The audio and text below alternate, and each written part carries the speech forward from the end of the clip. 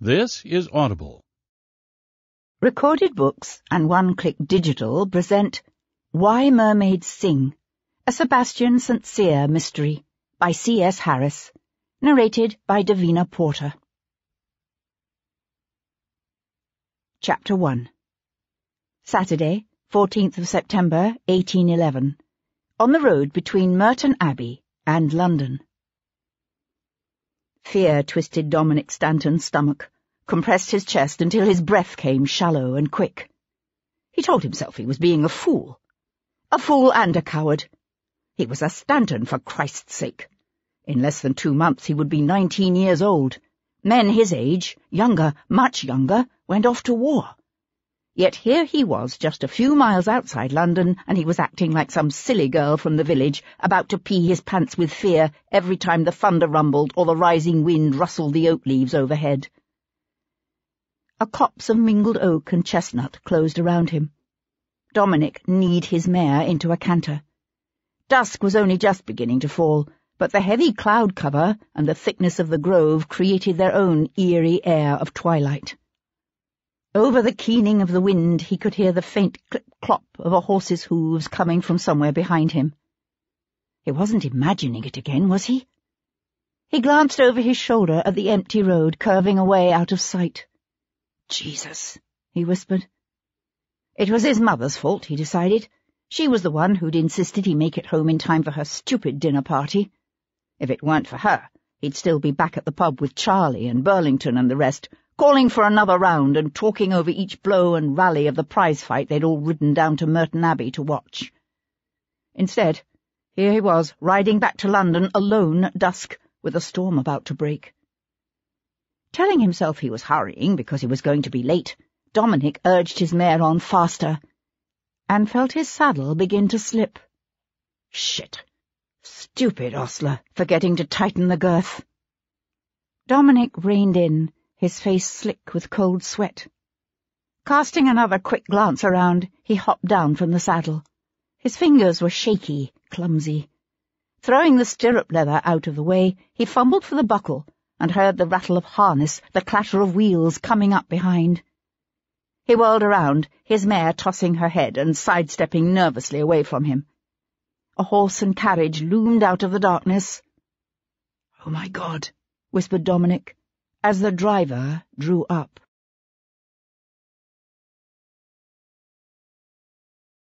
Chapter 2. Sunday, 6:45 a.m., 15th of September, 1811. Westminster. Sir Henry Lovejoy, Chief Magistrate at Queen Square, Westminster, stood at the edge of the old palace yard. Thrusting his hands into the pockets of his greatcoat, he forced himself to look at the mutilated bodies sprawled before him.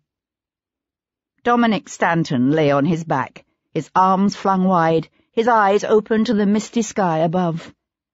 Beads of moisture had collected on the boy's light, softly curling hair, while the dampness, left from last night's rain, had seeped into the fine cloth of his blue coat to darken it, until it looked almost black. From the hips up, the body appeared unmarked, except for the traces of blood on his cravat, and the strange object shoved in his mouth. What had been done to his legs was unspeakable. "For God's sake, cover him up again," said Lovejoy, his stomach heaving. A constable reached to flip the sheet of canvas back over the body. "Yes, sir." The early morning fog rolling in from the nearby river felt cold and damp against Lovejoy's face. Lifting his gaze, he stared up at the ancient, soot-stained walls of the House of Lords beside them. "Think it's the same killer, sir?" It had been just 3 months since they'd found another young man, a banker's son named Barclay Carmichael in St. James's Park. His body had been mutilated in virtually the same horrid way. Lovejoy glanced over at his stocky, ruddy-faced constable. "You can't seriously be suggesting London has 2 such killers at work now, can you?" Constable Higgins shifted uncomfortably. "No, sir, of course not." Henry Lovejoy let his gaze wander around the yard. They'd roped off the area to keep back the crowds of curious onlookers already beginning to gather. Some 6 constables were walking the yard in a slowly advancing line, their heads bowed as they searched the ground. Lovejoy didn't expect them to find anything. They hadn't found anything before with Carmichael's son. "You're certain the lad is Dominic Stanton?" said Lovejoy. "Appears so, sir. There's an engraved watch in his pocket, and the caretaker who found the body recognised him. Says he used to come here all the time as a little one with his da."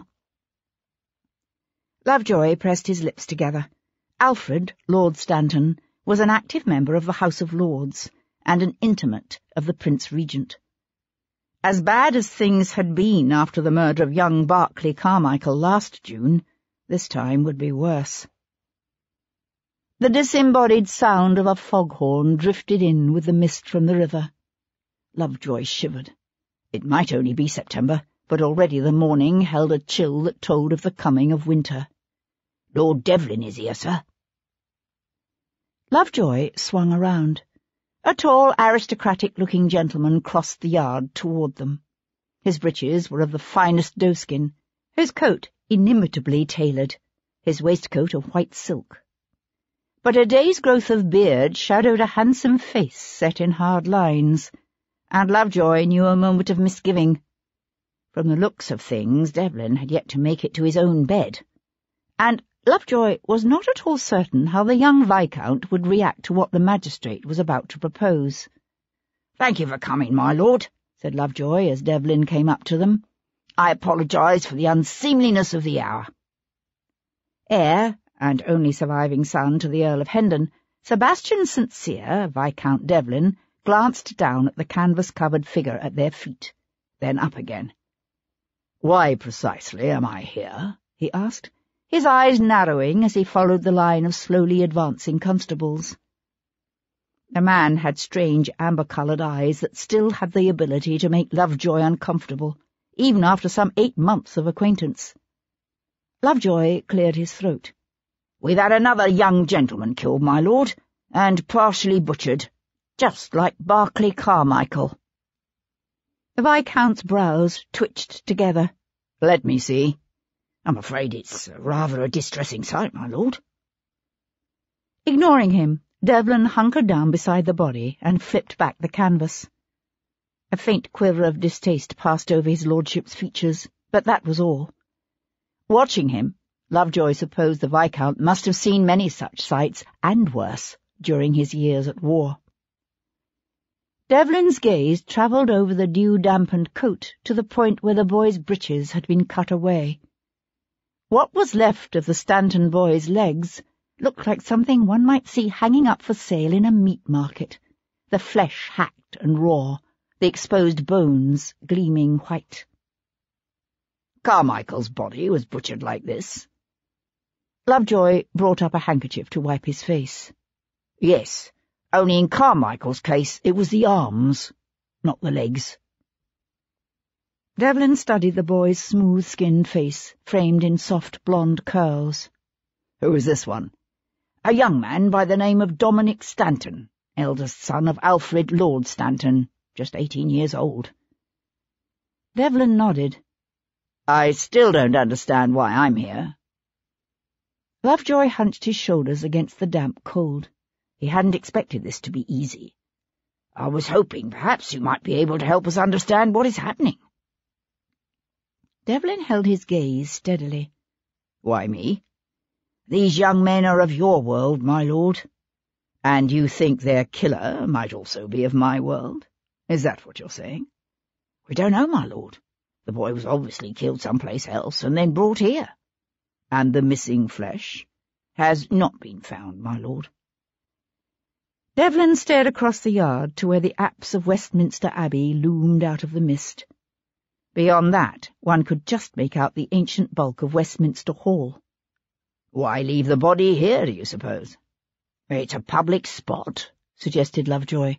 "The killer obviously wanted the body to be seen, and quickly found." "Perhaps.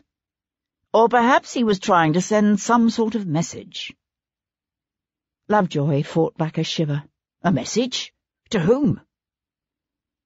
From the fog-shrouded river 100 yards or so away came the sound of another horn, followed by a burst of laughter from unseen men on a passing barge.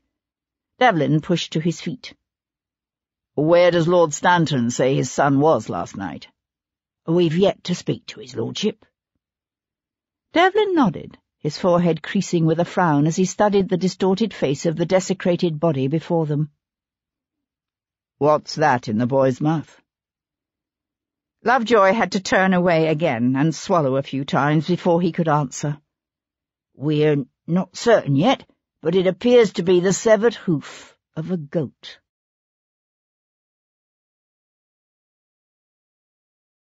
Chapter 3. Leaving the yard, Sebastian cut behind the massive stone walls of the House of Lords to where a set of stairs led down to the banks of the Thames. The fog was beginning to lift with the strengthening of the sun.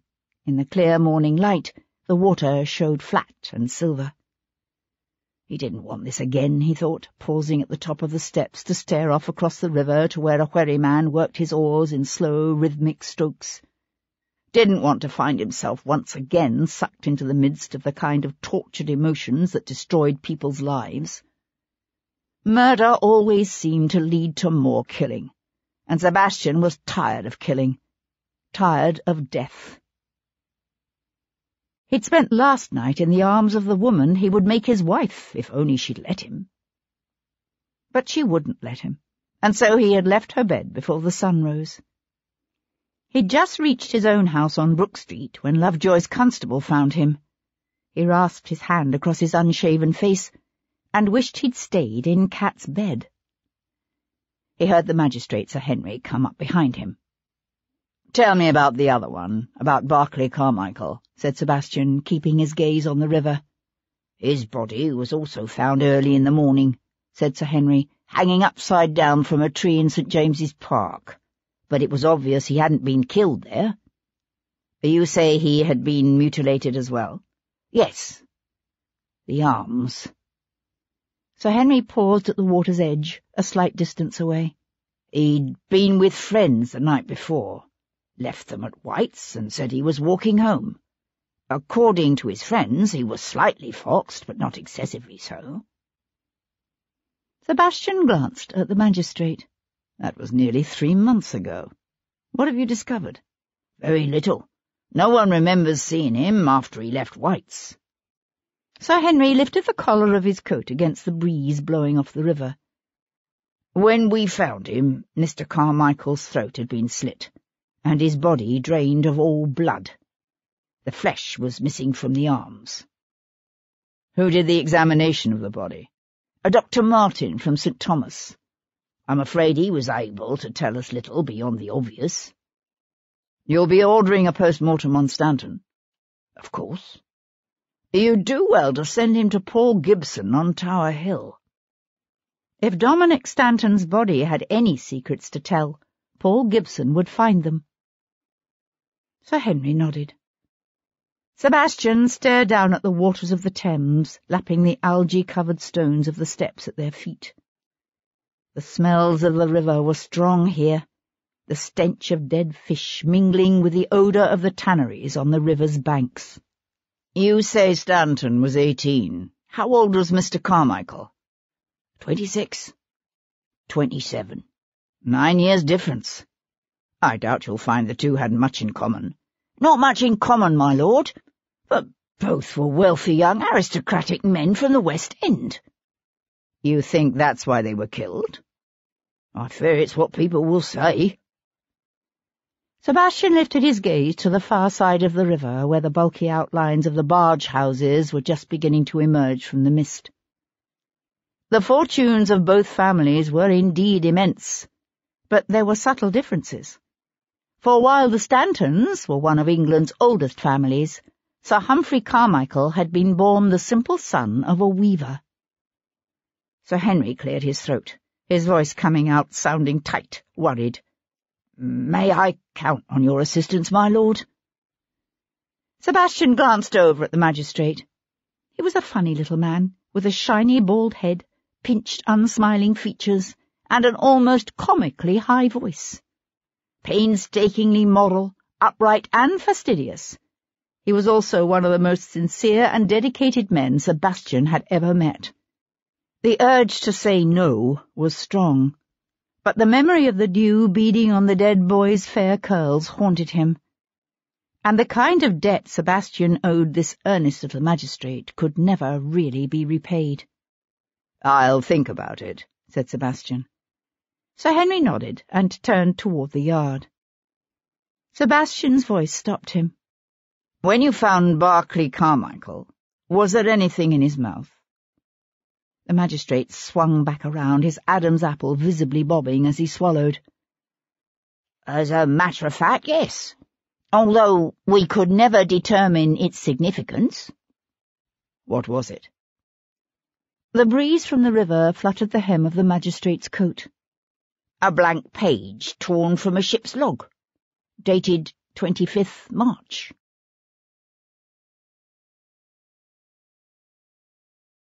Chapter 4. Sebastian arrived at his house in Brook Street to find his father, Alistair St. Cyr, the 5th Earl of Hendon, just turning away from the door. Hendon's own townhouse was in Grosvenor Square. He seldom visited his son's residence, and never without a reason. The Earl was a big man, taller than Sebastian, and more solidly built, with a barrel-like chest and a massive bull-like head. His hair was white now, but once it had been dark, nearly as dark as Sebastian's own. "Well," said Hendon, his gaze travelling from Sebastian's unshaven face to his less than impeccable cravat. "I thought to catch you before you went out. I see that instead I've come too early, before you arrived home." Sebastian felt his lips twitch up into a reluctant smile. "Join me for breakfast?" he asked, leading the way into the dining room. "Thank you, but I breakfasted hours ago. I'll take some ale, though." Sebastian caught the eye of his major domo, Maury, who bowed discreetly. "Your sister tells me you've instituted a search for your mother," said Hendon, pulling out a chair beside the table.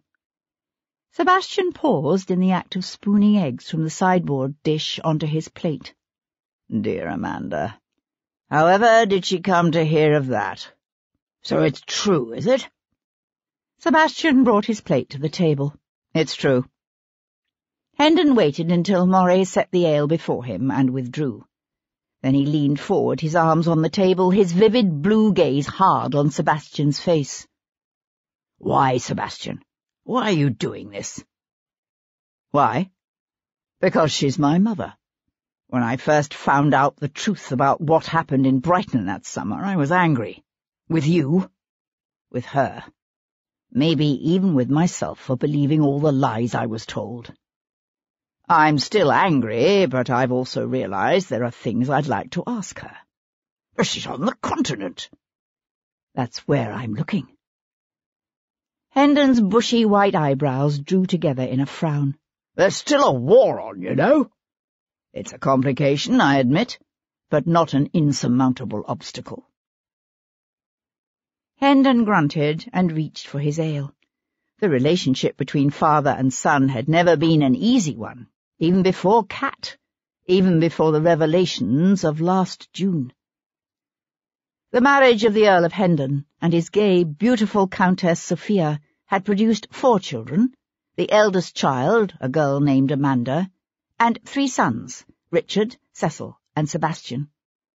Of them all, it was Sebastian, the youngest, who had been the least like his father. Yet for most of Sebastian's childhood the Earl had been content to let his youngest son go his own way, secure in the knowledge that the strange boy with the feral eyes and a fascination for poetry and music would never be called upon to inherit the estates and the exalted position that went with them.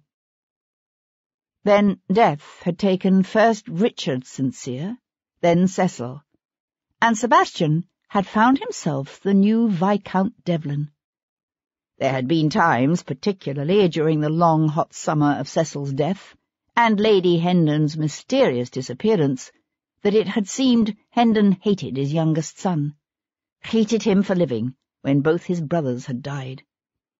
"Your Aunt Henrietta tells me you've refused her invitation to this ball she's giving tomorrow night," said Hendon, his heavy jaw jutting forward in that way it did when he knew he was about to start a fight. "I have a previous engagement." Hendon gave a scornful laugh. "Where? At Covent Garden Theatre." Sebastian took a deep breath and let his father's barb slide past. "If Aunt Henrietta is particularly desirous that I attend her ball, it's because some acquaintance of hers has a marriageable daughter she's determined to fling in my path." The remark might have sounded arrogant, but it wasn't. Sebastian knew well that if he was still the youngest of 3 sons, no ambitious mother in London would let him anywhere near her daughter. "You need someone casting marriageable young females in your path," said Hendon tartly. "You'll be 9 and 20 in a month." "The last eligible female my dear aunt inflicted upon me did nothing but prate endlessly about Alcibiades and the Sicilian expedition." "That's because when she introduced you to the Duke of Bisley's daughter, you described the girl as a pretty widgeon with more hair than sense." Hendon cleared his throat. "I hear the young woman Henrietta has in mind this time is quite out of the common." Sebastian laid down his fork. "I already have a woman in my life, as well you know." "A man can have both a mistress and a wife, for God's sake." Sebastian met his father's fierce gaze and held it. "Not this man." Hendon growled a crude oath and pushed up from his chair. He was nearly at the door when Sebastian stopped him by saying, "Rather than wasting your time trying to find me a wife, I wish you'd bend your purpose instead to finding me a new valet." Hendon swung around. "What? I thought you just hired a new man last summer." "I did." He quit. "Quit? Why?" Sebastian hesitated. In actual fact, the valet had quit because he'd spied Sebastian's tiger teaching the second footman how to pick pockets. But Sebastian wasn't about to tell Hendon that. Instead, he said, "Do you know of anyone?"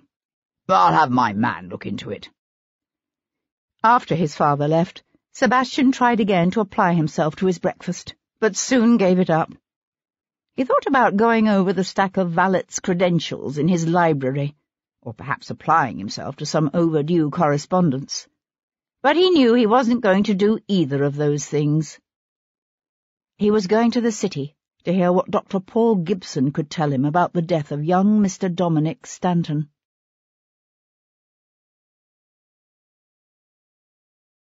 Chapter 5. "It's the wound across his throat that killed him," said Paul Gibson, tying what looked like a stained butcher's apron around his waist. They were old friends, Sebastian and this one-legged Irish surgeon with a scholar's mind, a healer's touch, and a secret burning hunger for the sweet relief to be found in poppies. They had met on the battlefields of Europe. Theirs was the friendship of men who'd faced death together, who knew each other's greatest strengths and private demons. No one in all of England could analyze the dead like Paul Gibson. Sebastian knew it, and he also knew why. The human body was Gibson's Bible. He ministered to its ills and injuries. He studied and taught it. And on dark nights, when men with muffled lanterns prowled the churchyards of London, Paul Gibson was known to offer a ready market for what they had to sell.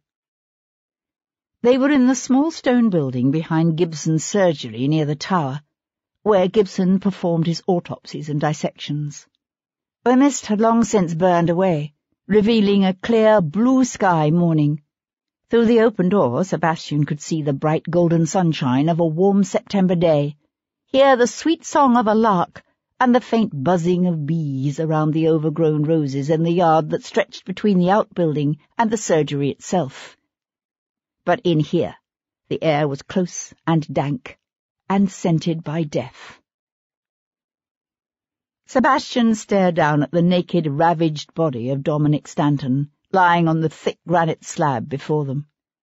Gibson hadn't yet progressed beyond the preliminaries in his post-mortem, but even to Sebastian's untrained eye, the slice across the boy's throat looked neat and precise. in sharp contrast to what had been done to his legs. I hope for his sake that was the first cut. It would appear so. Moving awkwardly on his one good leg, Paul Gibson limped around to the other side of the table. He'd lost the lower part of his left leg on a battlefield on the continent. The slash was made from left to right, probably from behind. Sebastian looked up at his friend's lean, dark face. But there was hardly any blood on the cravat. I suspect it was removed, along with the coat, waistcoat, and shirt, before his throat was slit. The body was then drained of its blood and dressed again. Jesus, just like Barclay Carmichael. Gibson frowned. You mean the man who was killed last June? I'm afraid so. Sebastian studied the body lying stiff and rigid before them. His experiences in the war had taught Sebastian more than he cared to know about the changes the passing hours bring to the remains of the dead. At about what time would you say Stanton was killed? Around midnight. The youth appeared to be in the full grip of rigor mortis. Probably. Give or take a few hours either way. Any signs of a struggle? A struggle? No, but this is interesting. Gibson picked up one of the body's arms. There are abrasions on his wrists, see? And signs of irritation at the corners of his mouth. He was bound and gagged, said Sebastian. So it would appear. Sebastian studied the boy's well-developed shoulders and tall frame. Dominic Stanton might have been young, but he was still a big, strong lad. It wouldn't have been easy for one man to overpower him. Any sign of a head wound? No. Sebastian had to force himself to look at what was left of the boy's legs. It doesn't strike me as a particularly professional job, he said after a moment. No, it's quite clumsy, in fact. Done with some sort of cleaver, I'd say. Post-mortem, thankfully. Do you know a Dr. Martin at St. Thomas? According to Lovejoy, he did the autopsy on Barclay Carmichael last June. The Irishman's mouth thinned into a humourless smile. The man's a bloody pompous ass, but I'll try talking to him. See if he noticed anything that didn't make it into his report. The stench in the room was starting to get to Sebastian. He went to stand in the open doorway and draw the clean, fresh air of the day into his lungs. From behind him, Gibson said, Sir Henry Lovejoy told me he's asked for your help. And why? He said you hadn't agreed. I haven't. Sebastian narrowed his eyes against a sun so bright it hurt. The boy was obviously brought to the old palace yard after being killed and cut up someplace else. Any idea where? Gibson turned away to reach for a scalpel. Ask me tomorrow.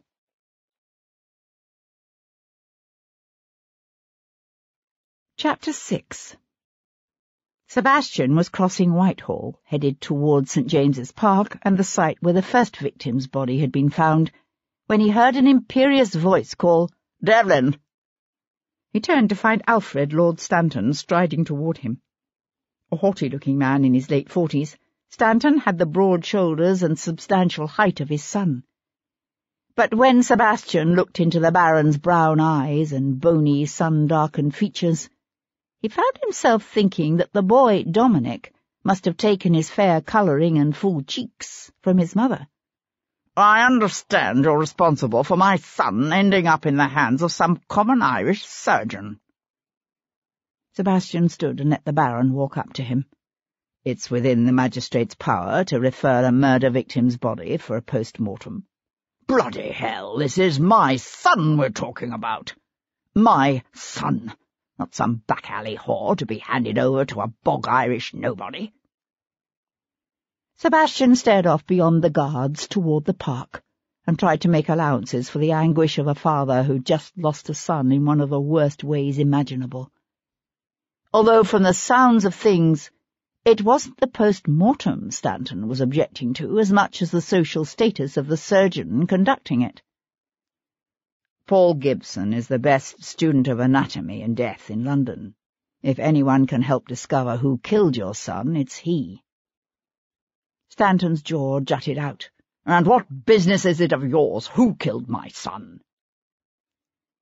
There were those, Sebastian knew, who still believed him guilty of the terrible rapes and murders that had frightened London the previous winter. It was always possible that Lord Stanton was one of that number, although Sebastian doubted it. "Do you know if your son had any enemies?" he asked, as much to see the man's reaction as anything. "Someone who might wish him harm?" Stanton's face darkened with anger. Sebastian could see a father's grief in the man's slackened facial muscles and bruised eyes. But there was something else there, too, something that looked very much like fear. Stanton poked the air between them with one meaty finger. "You stay out of this, you hear? It's no affair of yours, none." Sebastian watched the big man stride away toward the Privy Gardens, the September sun golden on his broad shoulders. "Well, that was interesting," said Sebastian. He followed the canal in St. James's Park to a slight rise with a single black mulberry tree, where, on a warm summer's morning 3 months before, the rising sun had shed its rays on another butchered young man. Barclay Carmichael had been found with his ankles lashed together by a stout rope thrown over an arching branch of the mulberry. Hoisted high, his mangled arms dangling toward the grass, he'd been found at first light, just like Dominic Stanton. 2 wealthy young men, thought Sebastian, one 18, the other 7 and 20. One the son of a powerful banker, the other the scion of one of England's oldest families. Both bodies butchered and left, as if on display, in very public spaces. Standing on the rise, Sebastian turned in a slow circle. From here he could see the Palace of St. James's, and the Houses of Parliament, the old Admiralty building, and the Horse Guards Parade. Why here? He wondered, and then he thought, where next? He found Sir Henry Lovejoy descending the steps of the public office on Queen's Square. At the sight of Sebastian, the magistrate paused and made to swing around. "My lord, please, come in." "No, I won't keep you," said Sebastian. "I just had a few questions I wanted to ask. I take it you've had the opportunity to speak with Lord Stanton." An indefinable quiver passed over Sir Henry's normally bland features. "Yes. Unfortunately, his lordship was rather upset by the choice of surgeon for his son's post-mortem, as well as by my possible involvement in the investigation into the circumstances of his death, I gather." Sir Henry blinked. "As a matter of fact, yes. How did you know?" Sebastian simply shook his head. "Where does his lordship say his son spent last night?" "It seems the boy made one of a party of friends who rode down to Merton Abbey for yesterday's prize fight." Bare-knuckle boxing was illegal, and could, technically, be stopped by the magistrates, which is why the matches were typically held several hours' ride from London. But the match between the champion and his Scottish challenger MacGregor had been the subject of such intense speculation, there couldn't be a magistrate in the area who hadn't been aware of it. "They set out from London for Merton Abbey as a group just before 11 yesterday morning," Sir Henry was saying. "So what happened?" "Mr. Stanton was expected home for a dinner party his mother was giving. He never arrived." Sir Henry paused. "Lady Stanton is said to be hysterical." The bells of Westminster Abbey began to chime the hour, the rich notes floating out over the city. "Do you have the names of these friends?" "Yes. Young Lord Burlington, Sir Miles Geoffrey's son Davis, and a Charlie Macdermot. At the moment they're gathered at a pub in Fleet Street. I was just on my way there to interview them." Sebastian squinted against the bright September sun. "Let me approach them first." He was aware of Sir Henry studying him. "I didn't think you were interested in the case, my lord." Sebastian gave a grim smile and turned away. "I've changed my mind."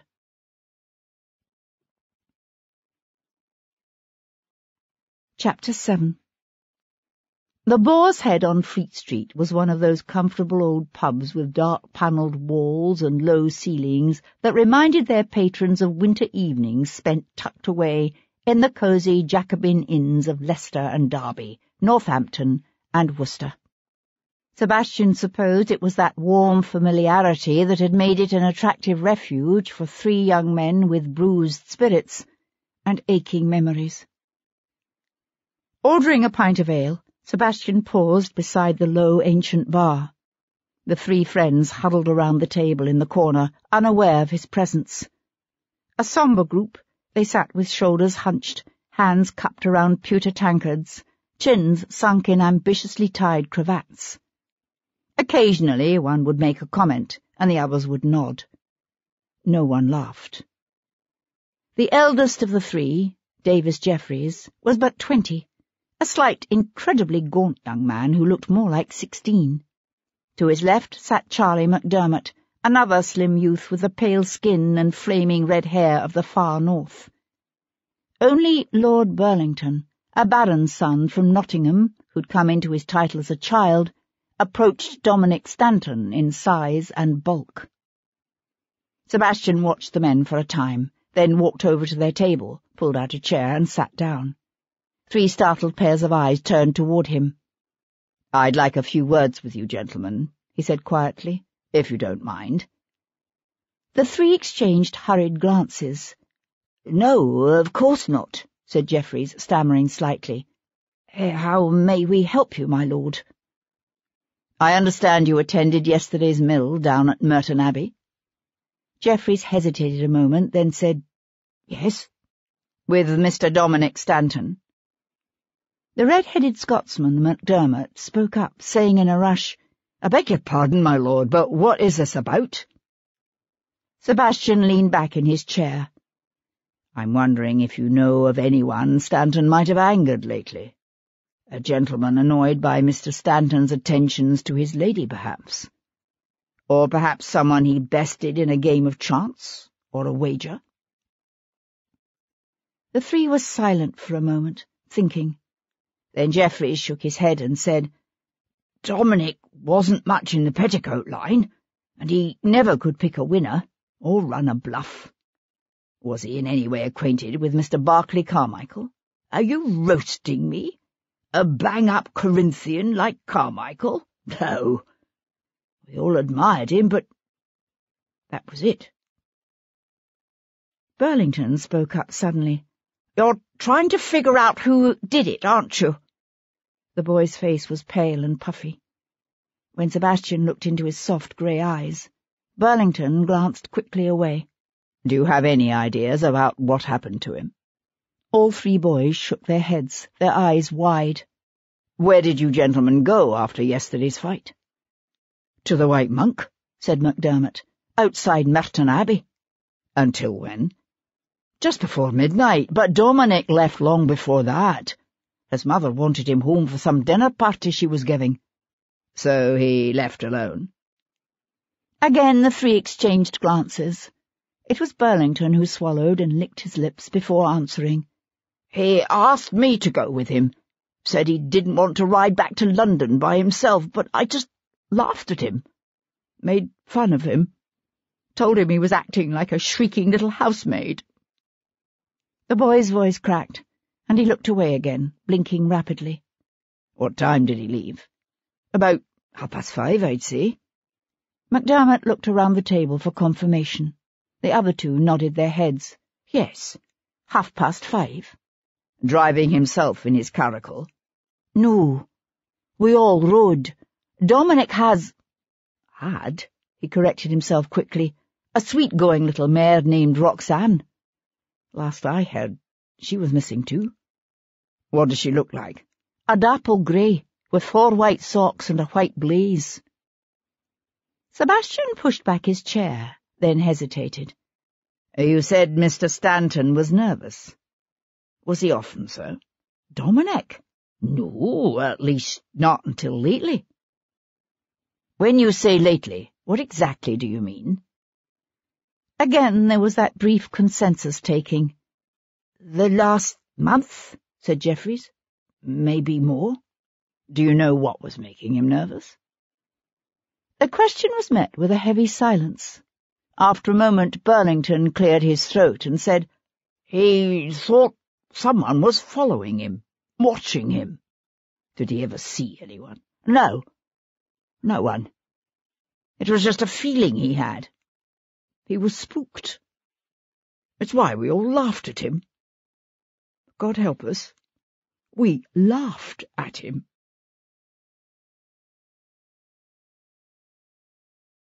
Chapter 8.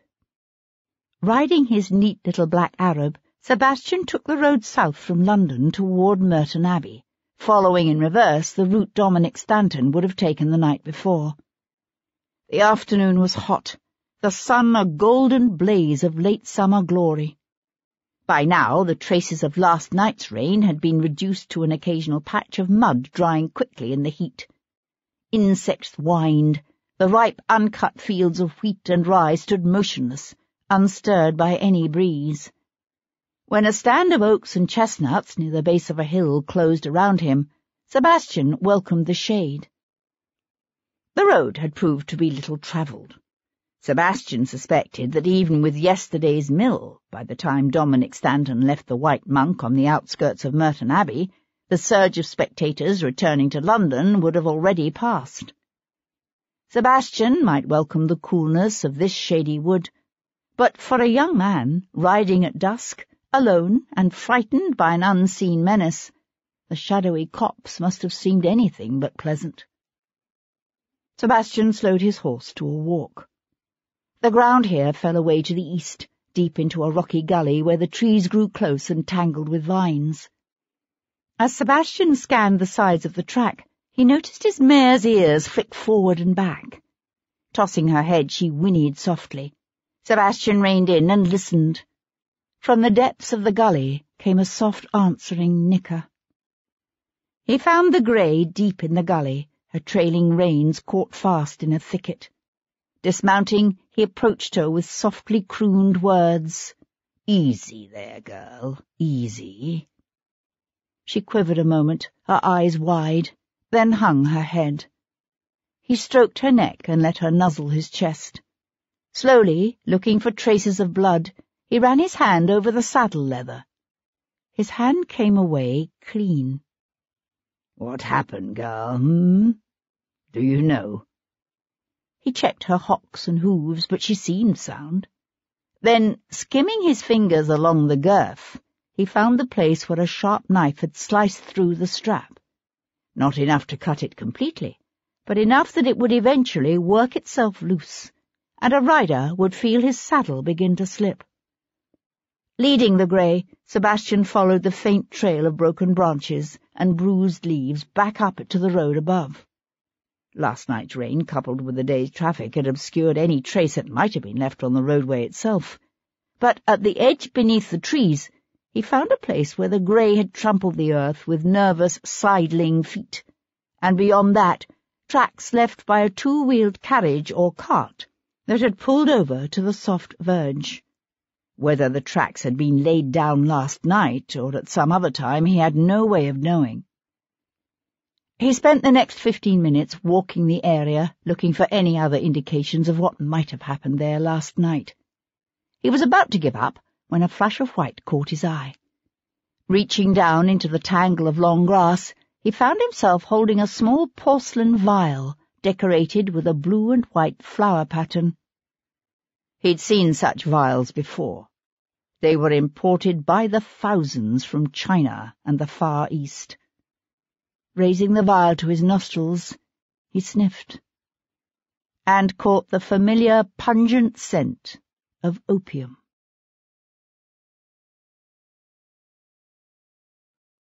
Chapter 9. Leading Dominic Stanton's grey mare, Sebastian arrived at the White Monk in Merton Abbey to discover that Sir Henry Lovejoy's constables had already done a commendable job of setting up the backs of every one of the White Monk's ostlers and serving maids. Located on the outskirts of town, the White Monk was a rambling, half-timbered country inn with an old-fashioned cobbled yard and busy stables. "We must have had 100 or more carriages and gigs through here yesterday after the fight," said the head ostler, fixing Sebastian with a malevolent glare. "Which one you asking about?" Sebastian bounced a half-crown on his palm. "The one whose driver was behaving in some way out of the ordinary." The ostler eyed the coin with undisguised longing. He was a thin, wiry man in his late 50s, with grey stubble shadowing his cheeks and a prominent Adam's apple that bobbed when he swallowed. "Didn't see that one." Sebastian tossed the coin into the air and caught it. "Do you recall which ostler took care of this grey?" "Aye, that were me." "Really? Did you notice anything amiss with the saddle?" "Course not. Why you ask?" "Look at it now." The ostler cast Sebastian a quizzing glance, then went to run an expert's hand over the rig. At the sight of the cinch, he froze. He fingered the neatly sliced edge, his back held rigid, then swung slowly to face Sebastian. "You think I did this?" "No, I think you want this half-crown. Who really took care of the mare?" The ostler hesitated, his chest rising with his laboured breathing. At last he said, "It were me. But I swear to you there weren't nothing wrong with the cinch when I brung this horse to the young gentleman." "At the time Mr. Stanton called for his mare, was there a crowd in the yard?" "Aye, more than a few. Why?" "Do you think one of them could have sliced the cinch?" The ostler squinted off across the cobbled yard to where a pair of geese was coming in to land on the holding pond, the rich light of the evening sun turning their outstretched white wings to gold. "I suppose it's possible, but I didn't see nothing." "Did you notice exactly who was in the yard at the time?" "No." He shook his head with what looked like genuine regret. "Not that I recall." The geese filled the air with their plaintive calls. "You've been most helpful," said Sebastian, pressing the coin into the ostler's palm. "Thank you." Sebastian spent the next hour drinking a couple of pints of dark ale in the White Monk's public room. Tonight the patrons were all locals, but yesterday's fight had brought a crowd of young men such as Dominic Stanton and his friends. Sebastian talked to a farmer with ruddy cheeks and a bulbous nose who remembered the young gentleman clearly. "I've a son about their age myself," said the farmer, wiping the foam from his upper lip with the back of one hand. "Those lads were in high spirits, to be sure, but no harm in that. A man's only young once, I always say." "They didn't quarrel with anyone?" Sebastian asked. "Not that I saw." Sebastian spent the next hour buying drinks and talking to the inn's various patrons, but they all told him the same tale. Calling for his horse, he checked the cinch, then rode back to London, Dominic Stanton's pretty little grey trotting contentedly behind him. Sebastian employed numerous servants, both at his house in London and at the small estate near Winchester, left him by a maiden great-aunt. Many were family retainers, almost all were solid, respectable employees.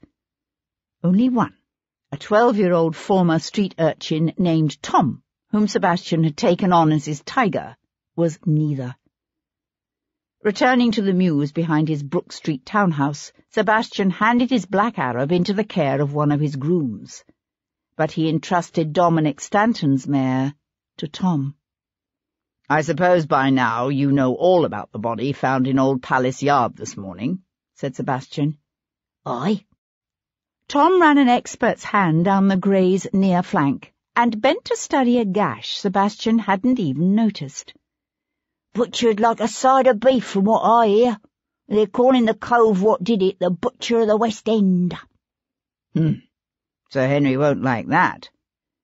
Tom's nearly lashless grey eyes sparkled with expectation. "He's asked for your help, ain't he?" "Hasn't he?" corrected Sebastian absently. "How did you know that?" "I knows." Sebastian eyed the brown-haired, sharp-faced lad beside him. "Any speculation on the streets as to who might be behind all of this?" "Oh, there's plenty of speculation," said Tom, pronouncing the word carefully. People are saying it's everything from French devil worshippers to witches, but nobody really knows nothing. He patted the grey's neck. This is horse? Sebastian nodded. I found her just off the road to Merton Abbey. Tom fingered the cut cinch and pushed a low whistle through the gap in his front teeth. Look at that. Look at that indeed. Sebastian turned toward the house. I want you to take the mare to Sir Henry in Queen Square. Tell him I have a few possibilities I intend to pursue. So, we're going to be looking into these murders, are we? Said Tom with obvious delight. Sebastian swung back around. We? But Tom only laughed.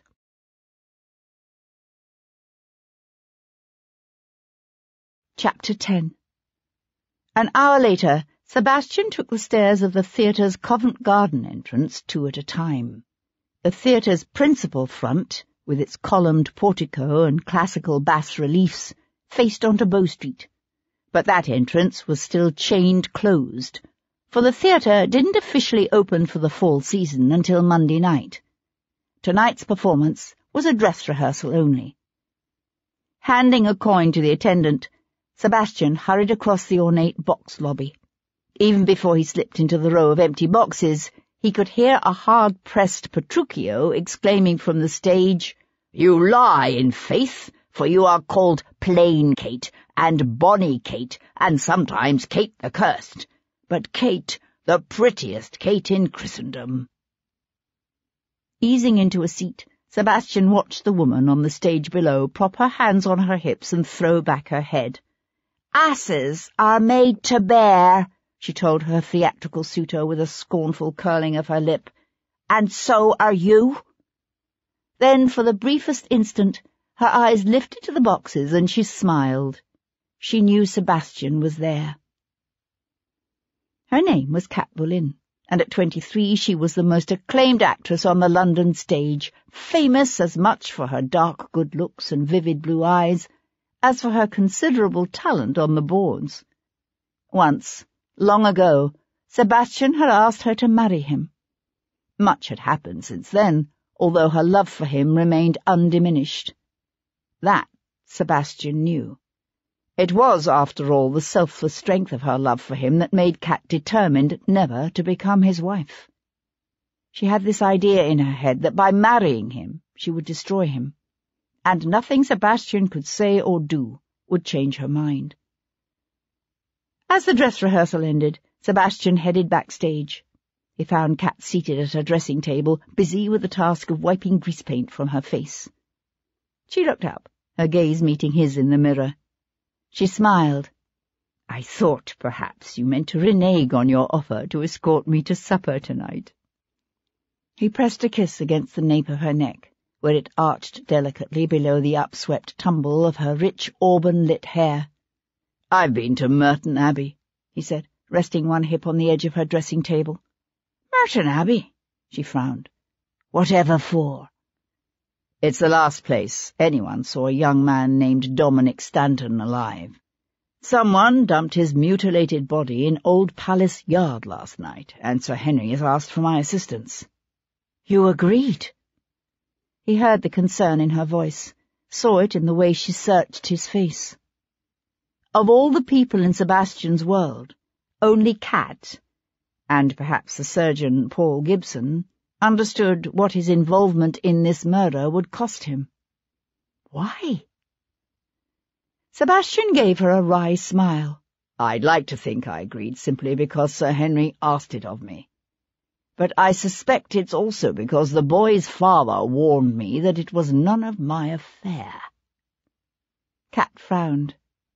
"Why would he do that?" "Most likely because he, or his son, has something to hide." Later, as they supped on lobster bisque and a cold joint at Stephen's in Bond Street, he told her of the day's events. She listened to him in silence, her intelligent gaze thoughtful. When he finished, she said, "So what are you suggesting? That someone tampered with Dominic Stanton's cinch while he was drinking with his friends in the White Monk, then followed behind him in a carriage until his saddle began to slip?" Sebastian reached for his wine-glass. There's no way of knowing for certain that the wheel tracks I found on the verge of the London road were made last night.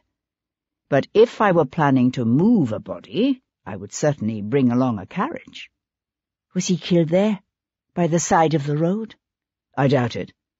The marks Gibson found on his wrists suggest the boy was tied up and taken elsewhere. He certainly wasn't butchered there. She pushed aside her plate. Sebastian smiled apologetically. Sorry, this isn't exactly supper-table conversation. Reaching out, she cupped her hand over his where it rested on the tabletop. What do you think is the connection between Stanton and Carmichael? Apart from the fact that both were young men from wealthy families, I wouldn't have said they had much in common. Neither would I. Dominic Stanton was a raw young man, newly on the town, while Barclay Carmichael was a Corinthian, a regular out-and-outer. According to Stanton's friends, he admired Carmichael, but that was all. How horrifying to think someone simply chose them at random. She paused. Although I must admit, I couldn't say why that seems more frightening than the idea that the killer knew them. Perhaps because the randomness of it would make us all somehow vulnerable. A hint of amusement lit up her deep blue eyes. Perhaps that's it. The amusement faded quickly. You say Lord Stanton seemed to fear your involvement. Do you think his lordship is doing something he doesn't want anyone to find out about? Sebastian reached for the wine bottle to refill her glass. Or he knows his son was involved in something that would disgrace the family were it to become known. Sebastian emptied the last of the wine into his own glass, then sat in silence for a moment, watching the candlelight gleam on the deep burgundy liquid. I suppose it's possible Dominic Stanton inadvertently attracted the attention of his killer at the White Monk.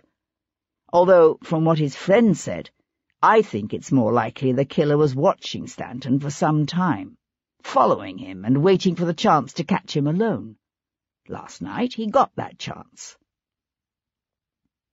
He was aware of Kat's gaze upon him. She knew him like no other, knew the dark dreams that haunted his nights, the dark deeds that haunted his past. You think this won't be the end of it, don't you? She said. Sebastian drained his glass in one long pull and set it aside. No, it won't be the end of it.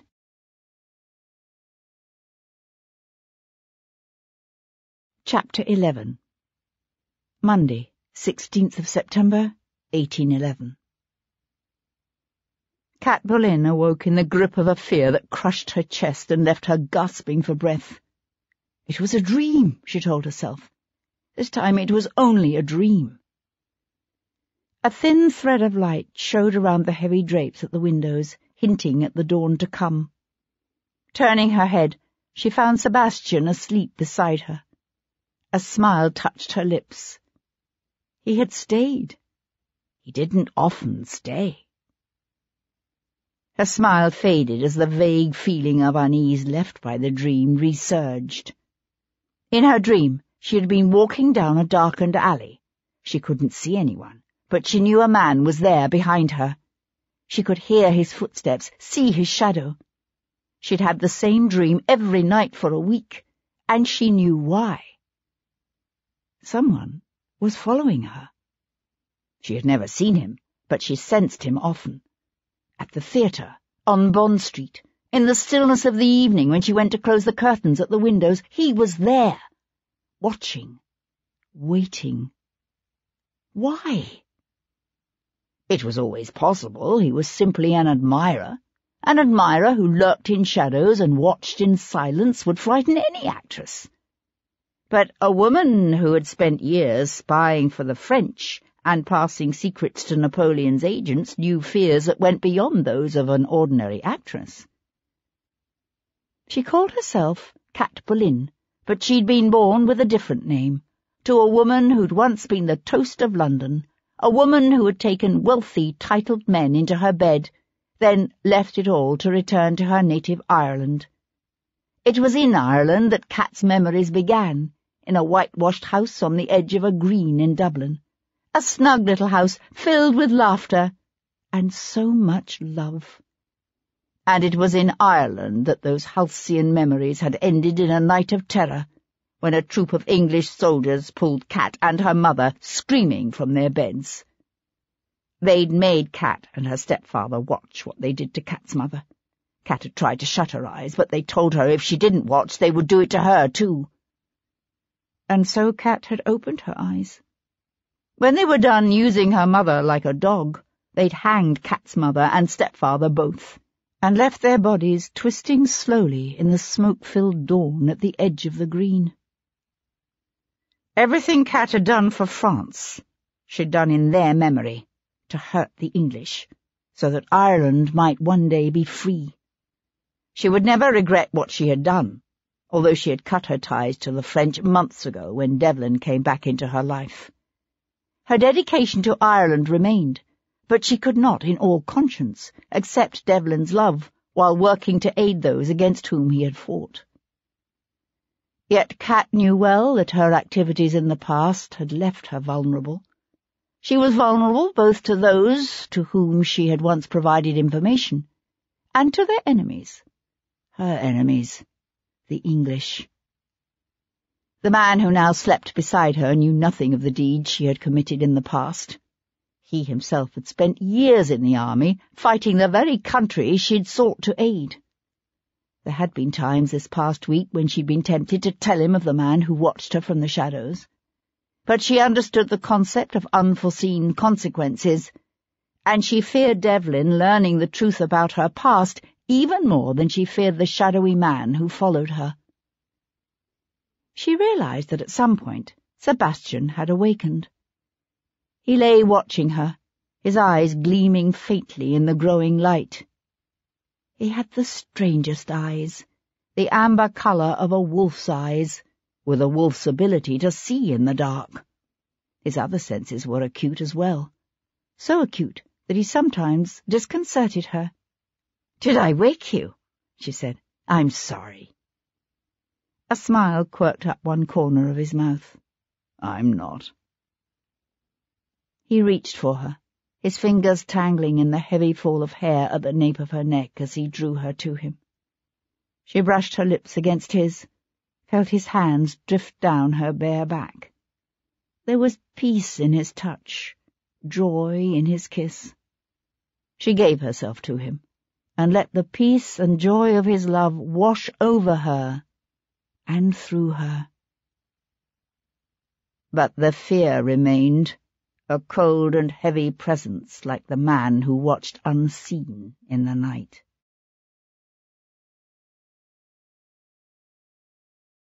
Chapter 12. At just past 7 o'clock that morning, Sebastian turned his black Arab mare through the gate into Hyde Park.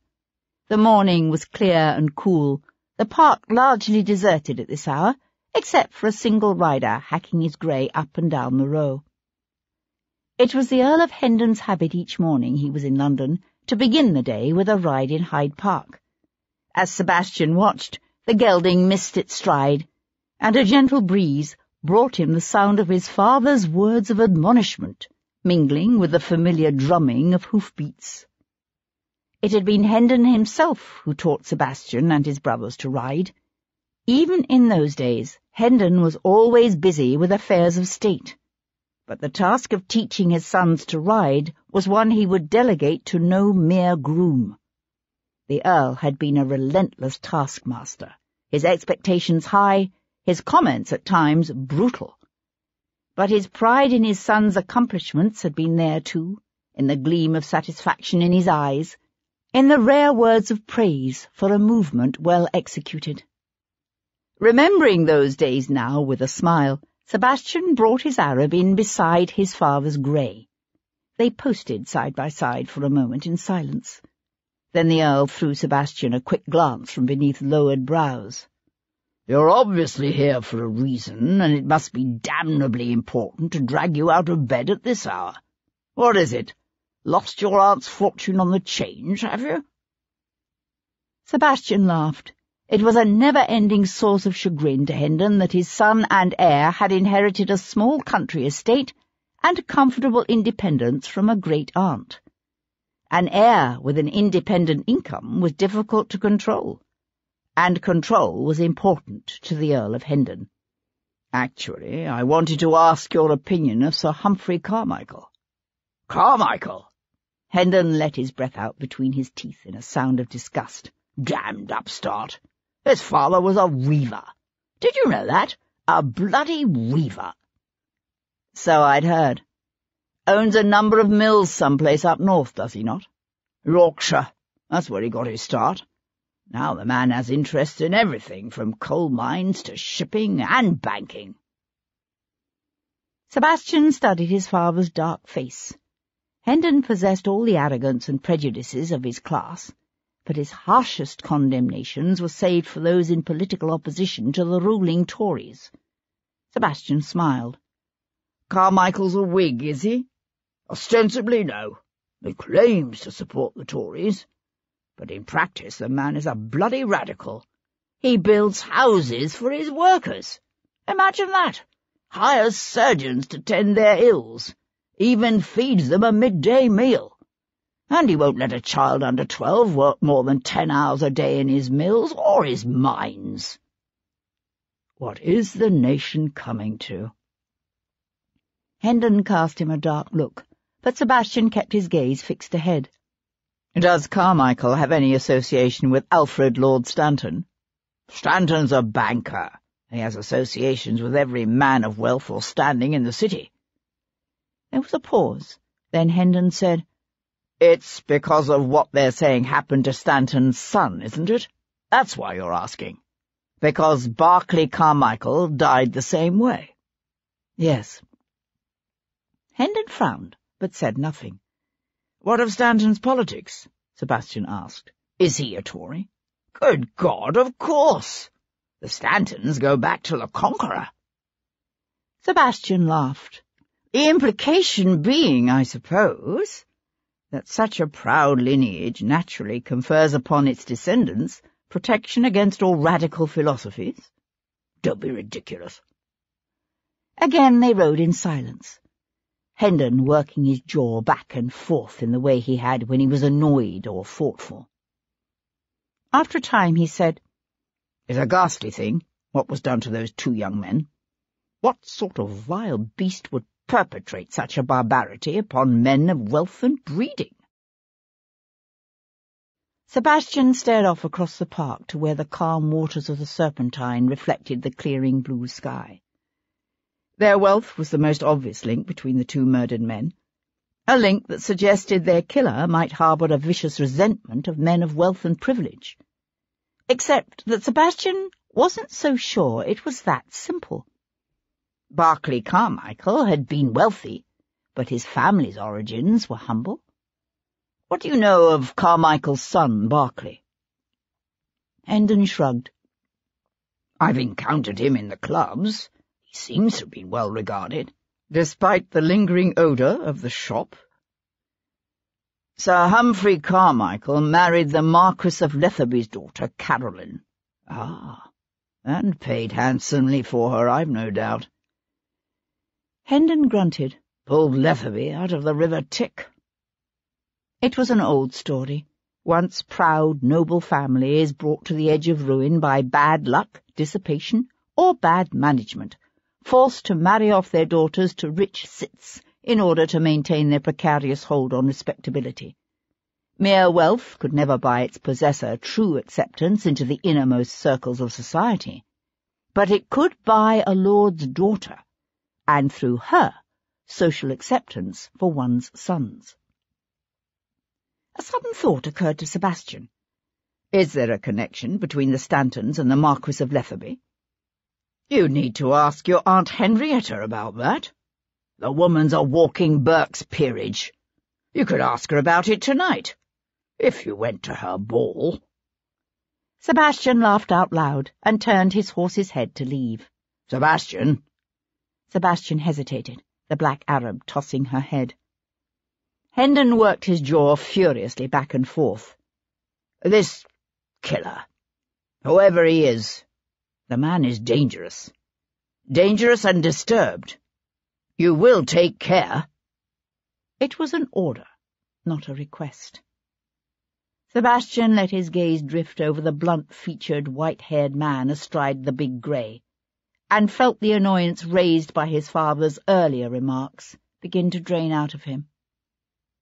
In Sebastian's memories, his father was a commanding, intimidating figure, his vivid blue eyes flashing, his body large and hale. Once Hendon had been unforgiving, merciless, and fearless. He was still unforgiving and merciless.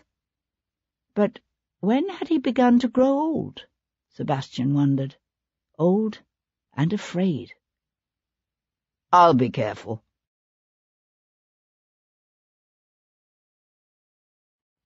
Chapter 13. At 27, Barclay Carmichael had been just a year younger than Sebastian, a slimly built man with light brown hair and pleasant, even features. Sebastian had known him only slightly, for while Sebastian had been sent to Eton and Oxford, Carmichael had been educated at Harrow and Cambridge.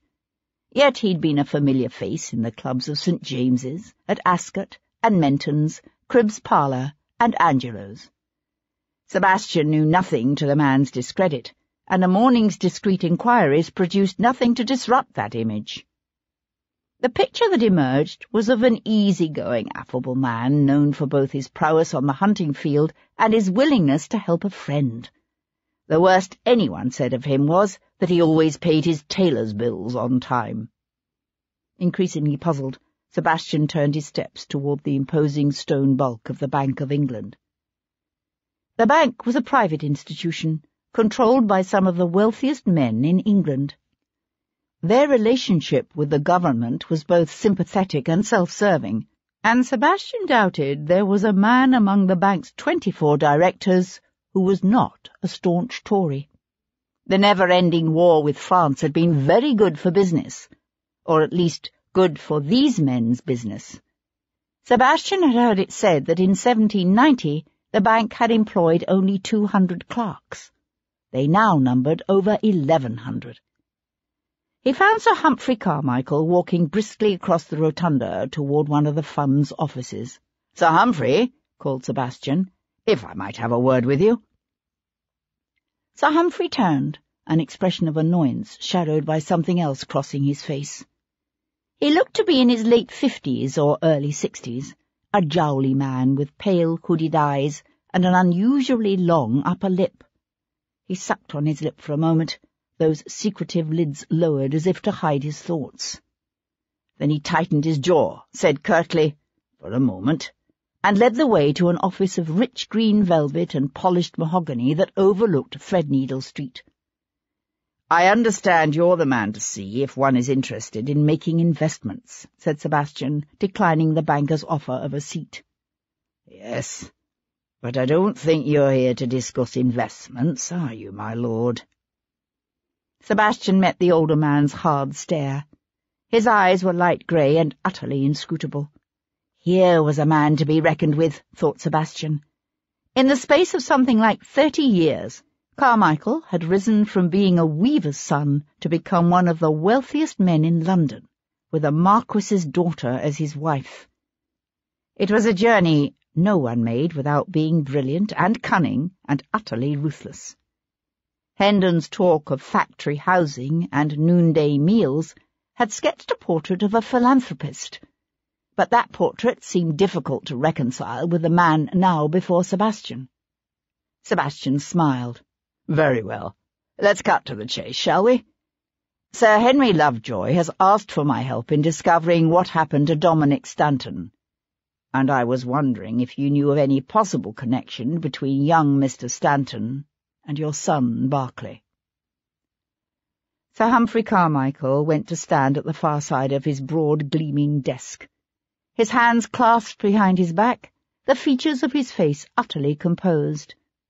They might have been discussing the price of cotton or the latest American challenge to Britain's naval supremacy, rather than the brutal murder and mutilation of his firstborn son just 3 months before. Only the gleam of pain in the banker's eyes, quickly hidden by those heavy lids, betrayed the raw agony of a father's loss. "Apart from the manner of their deaths," said Carmichael slowly, "no, I know of no connection between them." Sebastian let his gaze wander the office. It was an elegant chamber, the walls hung with dark oils depicting sleek horses and racing hounds, the paintings sandwiched between massive bookcases crammed with books and curious objets d'art that could only come from a lifetime of travel. "Is there a connection between you and Lord Stanton? I have dealings with most of the wealthy and influential men in this city, Lord Stanton being no exception." Which didn't exactly answer the question, Sebastian noticed. "I understand you're a follower of Robert Owen and the Reformers." Carmichael grunted. "Not me. My wife." Sebastian knew a flicker of surprise. So it was the Marquis's daughter, rather than the weaver's son, who had interested herself in the needs of the working poor, who had built houses and hired surgeons and served soup. It said something unexpected about the relationship between the banker and his lady wife, that he had allowed her to indulge her concern for his workers, even if he didn't share it. "Yet you encourage her," said Sebastian. "Her projects have proved to be surprisingly good for business. I encourage anything that's good for business." "And Berkeley, did he interest himself in his mother's projects?" "At 27, hardly." Sebastian's gaze fell on a dark wooden statue prominently displayed on a table near the window. Some 14 inches high, it depicted what he thought might be a woman, although the figure was wrapped in an Eastern cloak, making it difficult to be certain. Seated on a lion, she waved something like 8 or 10 arms in the air. "An interesting piece," said Sebastian, moving to examine it more closely. "It's from Ceylon." Carmichael's tongue flicked out to moisten his lips in a quick gesture. And Sebastian thought, he's nervous. Why is he nervous? "I have interests in a firm that imports tea," Carmichael was saying. He moved to take the statue into his large hands. The hands were scrubbed so clean they were pink, the nails carefully manicured. But these were no gentleman's hands. The fingers and palms still bore the calluses left by the labours of his youth. "It's a statue of the Hindu goddess, Shakti." "Have you been to India?" "Several times." Sebastian thought about the page from the ship's log shoved in Barclay Carmichael's mouth by his killer. "What about your son? Did he ever travel with you?" "I travel on business." "My son was a gentleman," snapped Carmichael. It was, after all, the reason Sir Humphrey Carmichael had paid through the nose for the privilege of marrying the daughter of a marquis, so that his son might call himself a gentleman. A gentleman's wealth came from land, or investments, or inheritance. He never actually took a direct hand in the vulgar business of earning money. "Your son was a remarkably well-liked man," said Sebastian. "Do you know of anyone who might have wished him harm?" "No." Carmichael's eyes narrowed. "But if I did, do you really think I would tell you?" It was said without any apparent heat, only a glimmer of something that was visible for an instant in those hooded eyes, then gone. Sebastian stared at the man's sad, fleshy face. "It might help to make sense out of what is happening in this city." "And what concern might that be of mine at this point?" "To ensure that such a thing doesn't happen again," Sebastian suggested. "My son is dead. You think I care if it happens to some other man's son?" He swiped one large, work-worn hand through the air in a quick, dismissive gesture. "Well, I don't." Sebastian's fingers twitched on the brim of his hat. "If you change your mind, you know where to find me." "Good day, sir," he said, and strode from the room. Behind him, Sir Humphrey Carmichael's hand tightened around the head of the Shakti. With a sudden oath, he whirled, his arm jerking to send the statue hurtling across the room.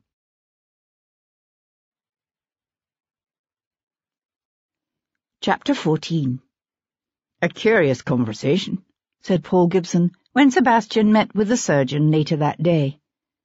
They were drinking ale and dining on a joint of cold ham at a battered old table overlooking the surgery's neglected back garden. "It reminded me of my meeting with Lord Stanton yesterday morning," said Sebastian. "There's more than arrogance going on here, more than suspicion or resentment of my involvement. Their reaction is simply not natural. Grief can drive men in strange ways." Sebastian swallowed the last of his ale and set aside his tankard. "Perhaps." Gibson pushed awkwardly to his feet. "Come see what I've found, although I'm afraid it's not much." Sebastian followed the surgeon through the weed-grown garden to the small stone building behind the surgery.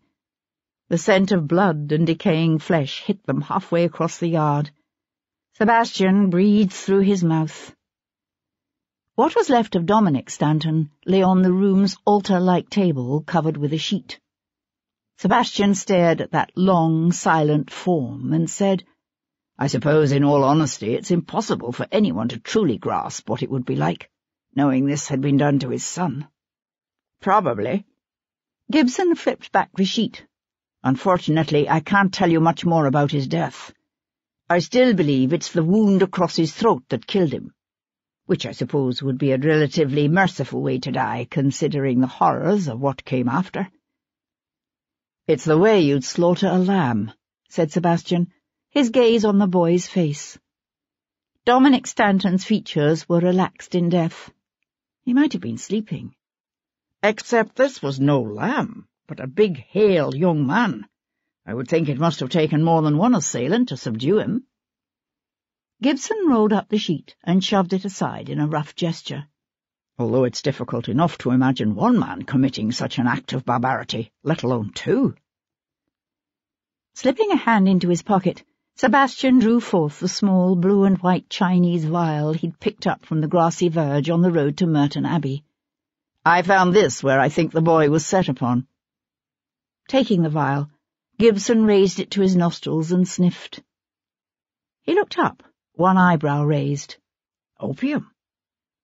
Sebastian watched Gibson's hand clench around the vial, then relax. Gibson's own dark love affair with opium dated back 3 years or more, to the blood-soaked surgeon's tent in Portugal, where he'd lost the mangled remnant of a leg left him by a French cannonball. "Is there any way to tell if Stanton ingested the drug before he died?" Sebastian asked. Gibson sighed and held the vial out to him. "Unfortunately, no." "You think Stanton was a habitual user?" "I suppose it's possible, although I've found nothing that would suggest it. I'm thinking, perhaps, the drug was used to make him more manageable.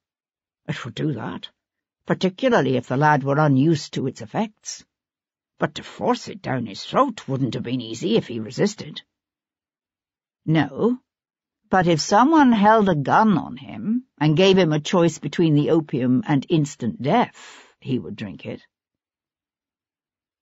As bad as the room had smelled yesterday, today it was indescribably worse. Sebastian went to stand in the open doorway and breathe. "According to Mr. Stanton's friends, the boy was nervous the past few weeks, convinced someone was following him.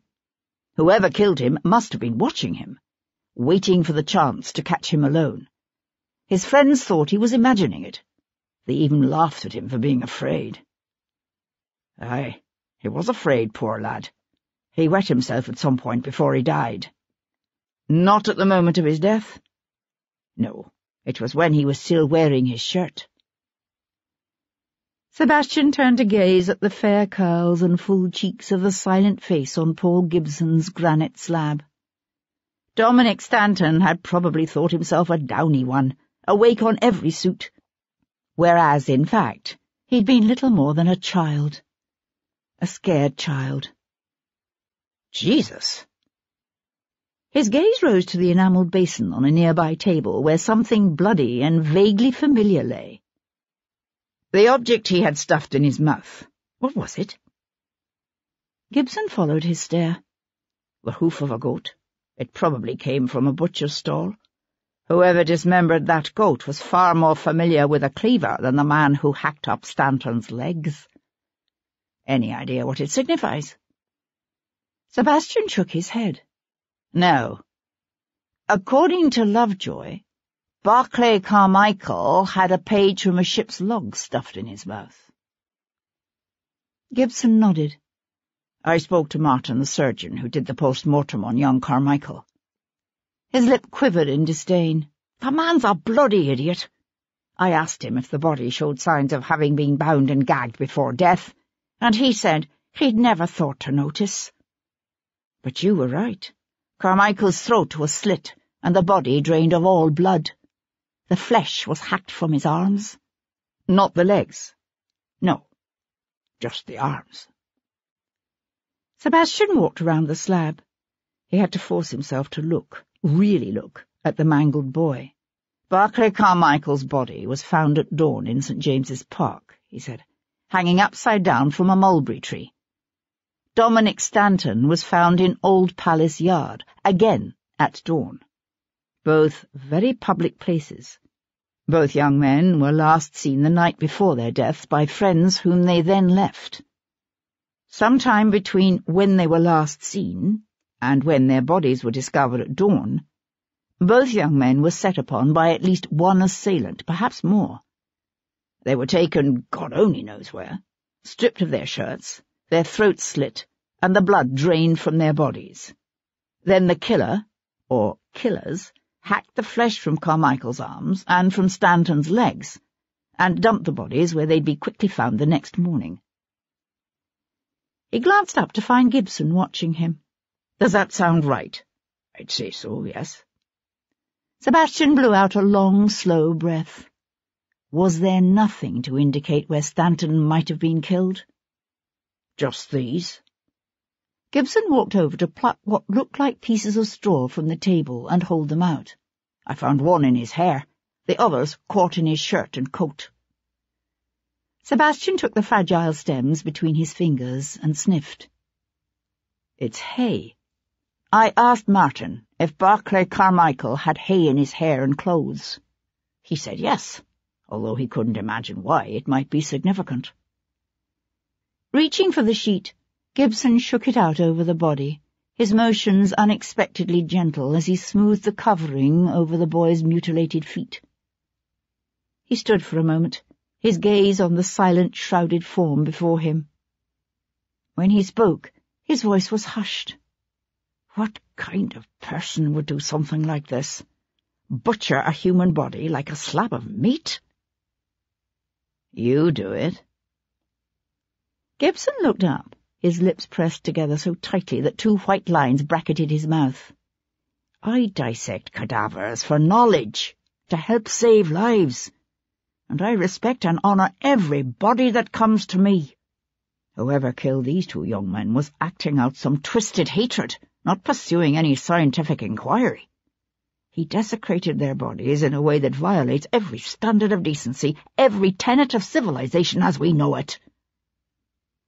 Yet we've both seen men do such things, and worse. Well-bred young men of birth and fortune. There was a silence, as both men's thoughts drifted back to another time and another place, and a fellow officer who had once delighted in the pain and dismemberment of his enemies. That was war, said Gibson. This isn't war. And besides, he's not here. No, this isn't war. But he is here, in London. Quayle, said Gibson. Sebastian nodded. Captain Peter himself. Captain Peter Quayle was not the kind of fellow officer one easily forgot. A tall, lanky barrister's son from Devon, with cornflower blue eyes, a shank of straight blonde hair, and a ready laugh that came loud and often. He had served with Gibson and Sebastian in Portugal. He was every regiment's dream with a cricket bat, and poetry in motion on horseback. And he had taken a fiendishly sadistic delight in butchering informers, or men he suspected of being informers. He used to dump his victims' mutilated bodies on their families' doorsteps. As time passed, he developed what he considered his calling card. Various parts of his victims' anatomy sliced off and stuffed into their mouths. "I'd heard he lost an arm at Ciudad Rodrigo." "He did, but he was able to use an inheritance from his wife's people to buy a transfer to the Horse Guards.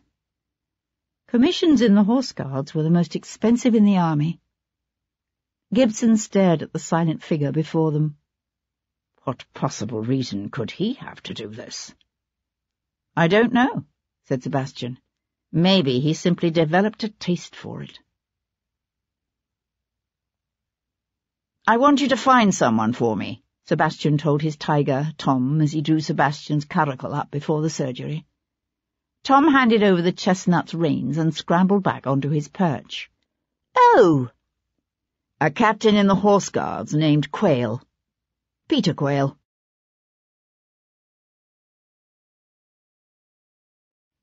Chapter 15. Cat set the casquette at a rakish angle on her head, then turned this way and that, studying her reflection in the shop's looking-glass. Once she dressed in rags, a frightened child alone on the streets of London who'd learned to beg and steal just to stay alive. Now she owned a wardrobe full of clothes, but it wasn't enough. It would never be enough to make her forget. After the death of her mother and stepfather, Cat had found a brief refuge with her mother's sister, an ostentatiously religious woman named Emma Stone.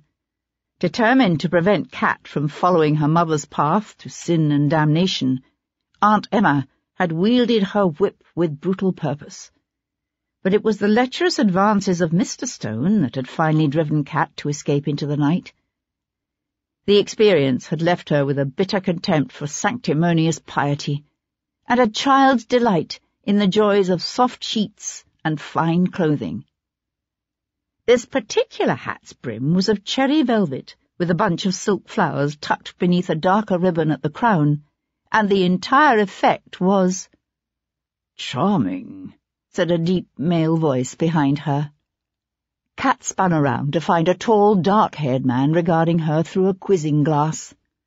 Nattily dressed in buff-coloured breeches, an olive coat, and gleaming hessians, he leaned casually against the frame of the shop's open doorway. Behind him she could see the bright sunshine of a fine September afternoon, the street crowded with dowagers and matrons in elegant carriages, and town bucks on horseback. Yet she felt, and understood herself, to be utterly alone. She knew him, of course. His name was Colonel Bryce Epsom Smith. Once an officer in the Hussars, he had for some 3 or 4 years served as the personal agent of Charles, Lord Jarvis, cousin to the King and the acknowledged power behind the Regent. "Why, thank you." Lifting the cheery confection from her head, Cat reached for a chip hat with a forest green velvet band and a matching wisp of a veil. "Or do you prefer this one?" "Why not take both?" Cat smiled. "Why not, indeed?" She turned to the woman behind the counter, a thin slip of a thing who had suddenly gone very quiet. "Wrap them up for me." Dropping his quizzing glass, Epsom Smith pushed away from the doorframe and took a step toward her. "Miss Boleyn will be sending someone to pick them up." He spoke to the girl behind the counter, but he kept his gaze on Cat. Cat met his inflexible stare. "I'd rather take them with me now." "Unfortunately, that won't be possible. Lord Jarvis would like a word with you. He doesn't appreciate being kept waiting." In spite of herself, Cat knew a flutter of fear. People had been known to simply disappear when Jarvis expressed an interest in seeing them. Others were later found dead, dumped in outlying fields after frightening things had been done to their tormented bodies. "And if I refuse?" Epsom Smith's eyes were grey and hard. It took all of Cat's courage and determination to continue to hold his stare. "I don't think you're that stupid."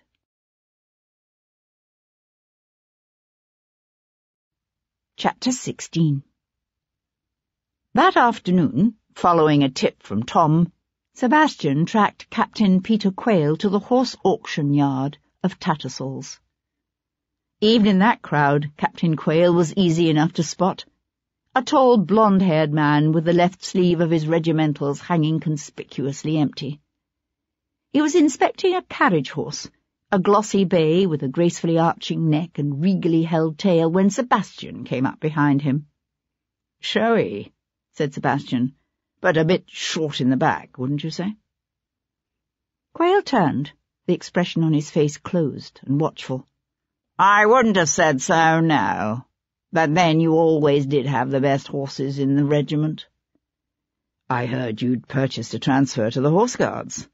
How comforting for your wife to have you once again by her side." Quayle's eyes narrowed. When they'd served together in the peninsula, Quayle had never been without a Portuguese mistress, sometimes keeping 2 whores at a time. "What's this about, Devlin? I don't flatter myself that you sought me out simply for the sake of Auld Lang Syne." Sebastian ran one hand down the bay's neck. She really was a splendid animal. "I suppose I'm curious. You didn't by any chance know a young gentleman named Dominic Stanton?" "You mean the Lord's son who's just got himself butchered?" Quayle gave an abrupt huff of laughter. "Not hardly. Yet you've heard what happened to him. Who in London has not?" The bay nosed Sebastian's pockets, looking for a carrot. "What about Barclay Carmichael? Did you know him?" A muscle twitched along the man's handsome jawline, his nostrils flaring on a quickly indrawn breath. "I know where you're going with this."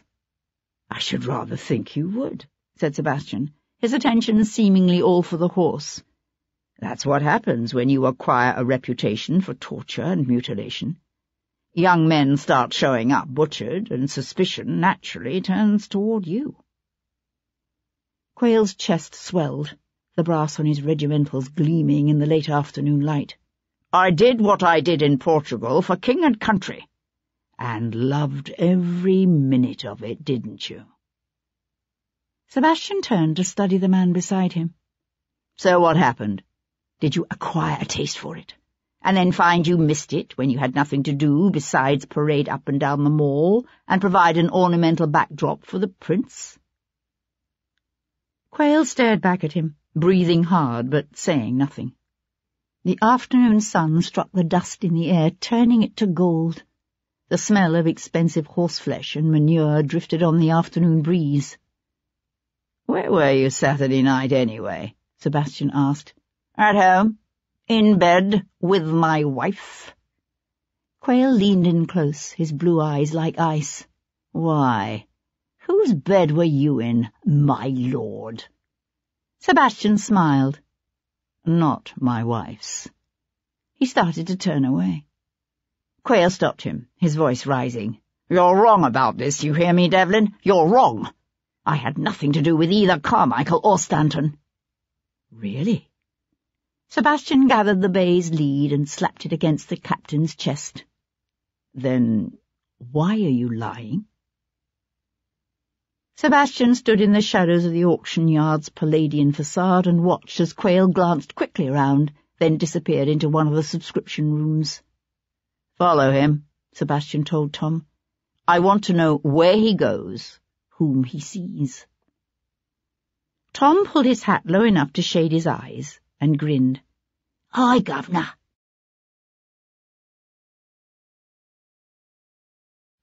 Chapter 17. Charles, Lord Jarvis, lifted a pinch of snuff to his nostrils and sniffed.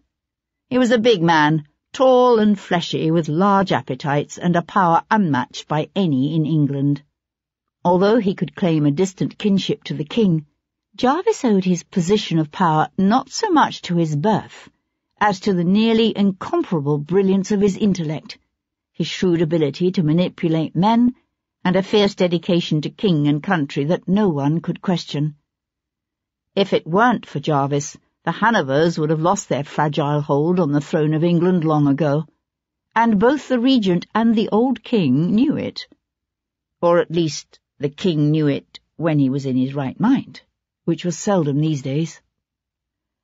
Jarvis kept offices in both St. James's Palace and Carlton House, although it was at Carlton House that he spent most of his time since the proclamation of the Regency some 7 months before. His own house, in Berkeley Square, he visited as seldom as possible. The place was overrun with females, a species for which Jarvis had little patience and even less tenderness. His mother was a foul-tempered, grasping harpy, his wife an idiot, while his daughter Hero. Jarvis felt his chest burn and rose to pour himself a brandy. At the age of 25, Hero was headstrong and stubborn, forever engaged in a nauseating string of good works, and unlikely ever to wed. Once, Jarvis had had a son, a weak-willed namby-pamby named David. But David was dead, which left only Hero. If she'd been born a son, Jarvis would have been fiercely proud of her, except for those radical notions of hers, of course. As it was, she was a sore trial to him. He took a sip of his brandy. The woman he'd ordered brought to him today was of a sort he understood well. A whore, she used her beauty and the ecstasy to be found between her legs to entice and ensnare men. It mattered not whether she served the French out of conviction or for greed. She would tell Jarvis what he wanted to know and allow herself to be used, or he would crush her and Devlin both, if need be. The discreet knock at his door brought his head around. He watched Cat Boleyn sweep into his chamber with a regal bearing that Princess Caroline and her horsey daughter Charlotte would do well to emulate. She held her head high and was pretending not to be afraid, although he knew she was. Only a fool wouldn't be afraid, and this little actress was no fool. She was a beautiful woman, even if she wasn't his type. Jarvis's taste ran to delicate flaxen-haired women, while Cat Boleyn was dark and tall. She fixed him with a fierce blue stare and said, "I understand you wanted to see me." "Admirable," he said, and saw her eyebrows rise in inquiry and surprise, "but unnecessary. We both know why you're here. I trust you won't waste either my time or yours with protestations of innocence." "It's difficult to protest my innocence when I don't know what I'm being accused of." She had her voice flawlessly under control. Jarvis took another sip of his brandy. He did not offer her wine, nor did he invite her to sit. "Your association with the French is known. Has been known, actually, for quite some time now." "Really? If this is a fishing expedition, I'm not biting." She turned toward the door. "May I go now?" He went to lounge in a chair beside the empty hearth, his legs crossed in front of him. "No." She hesitated, then swung slowly to face him again. "We have a report, compiled by 2 of our agents last winter. A copy of it is there, on the table." He nodded to the black notebook that lay on a nearby ebony side table. "Do take a look at it. I'm convinced you'll find it fascinating reading." She picked up the book with a hand that didn't tremble, and flipped through the pages. Once or twice she paused, her lips parting on a quickly indrawn breath. When she finished, she set the book aside and looked up at him, her famous blue eyes huge in a pale face. "I deny it all." "It doesn't matter. I didn't bring you here to discuss the contents of that most interesting little book." "Then why am I here?" Jarvis folded his hands together and rested them on his broad chest. "As you are no doubt aware, Monsieur Pierpont's activities on behalf of Paris were known to us. We left him alone because it suited our purposes. But his hasty departure last February has disrupted what was a nice, tidy situation. Our agents tell us Napoleon has a new spy master in London. We want his name. You're going to give it to us." She started to say something, but he held up his hand, stopping her. "It's immaterial if you know his name now or not. But if you do not know it, I suggest you learn it. Quickly. You have until Friday. She stared back at him, her head held high, her posture defiant. He knew what she was thinking. He smiled. You're thinking I've given you something of a reprieve. That left to your own devices until Friday, you will simply flee the country for France. That would not be wise. You're being watched. If you make any attempt to flee, or to warn the gentleman whose name I seek, you will be seized. He pushed up from the chair and walked toward her. I have men in my employ who enjoy hurting people, and they are very good at what they do. It wouldn't take them long to extract whatever information you might possess. Only, I'm afraid they wouldn't stop there. Before they finished with you, you would no longer be pretty, or whole. You would be begging them to kill you, and they would, eventually. Reaching out, he touched her cheek. Before she could stop herself, she flinched. And if that still is not enough to convince you of the wisdom of cooperating, then I suggest you give some thought to the consequences for Viscount Devlin should it become known that his mistress is a French spy. You think you wouldn't implicate him, but believe me, by the time my men were through with you, you would. She stared at him, with a cold, murderous fury that almost gave him pause. He dropped his hand from her cheek, but he was careful not to turn his back on her. You have until Friday.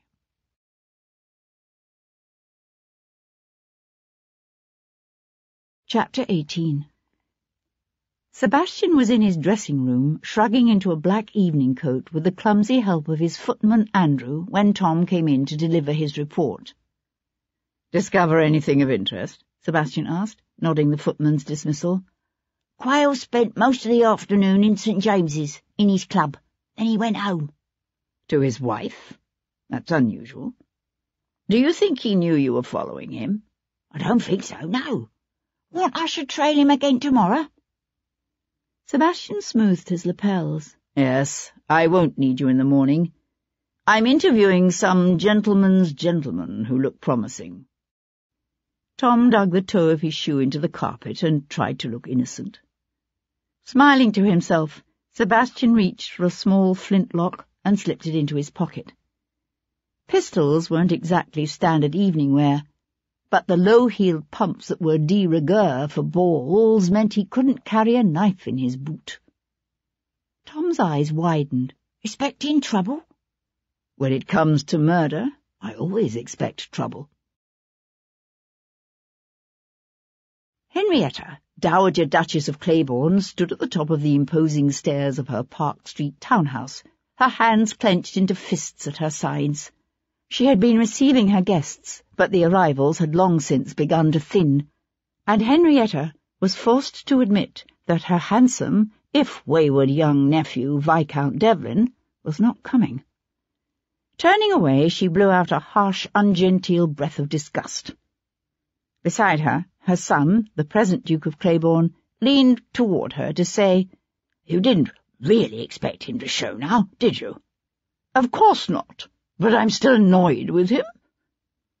At the age of 70, the former Lady Henrietta St. Cyr was one of the grandes dames of society. She had never been beautiful, but she had always been fashionable, and very, very astute. She had erred, she knew, in presenting both Bisley's daughter and the Fenton girl to Devlin. The one was too frivolous, the other too severe. But she had high hopes for this newest possibility, the Dillingham girl.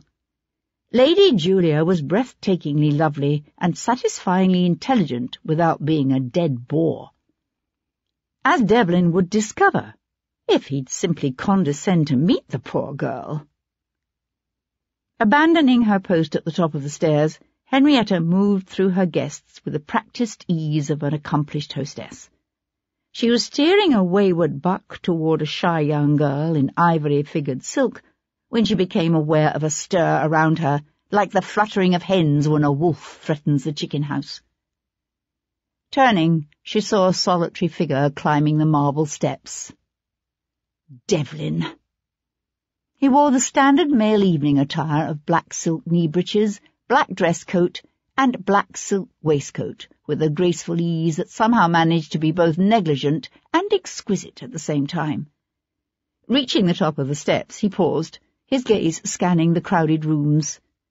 He had his mother's tall, fine-boned good looks, with dark hair, and the strangest pair of yellow eyes Henrietta had ever seen. Eyes that lit up with a smile as he came toward her. "Aunt," he said, bowing low over her hand. She rapped his knuckles with her fan, hard. "Don't think to turn me up, sweet. I'm surprised you bothered to show up at all as late as it is."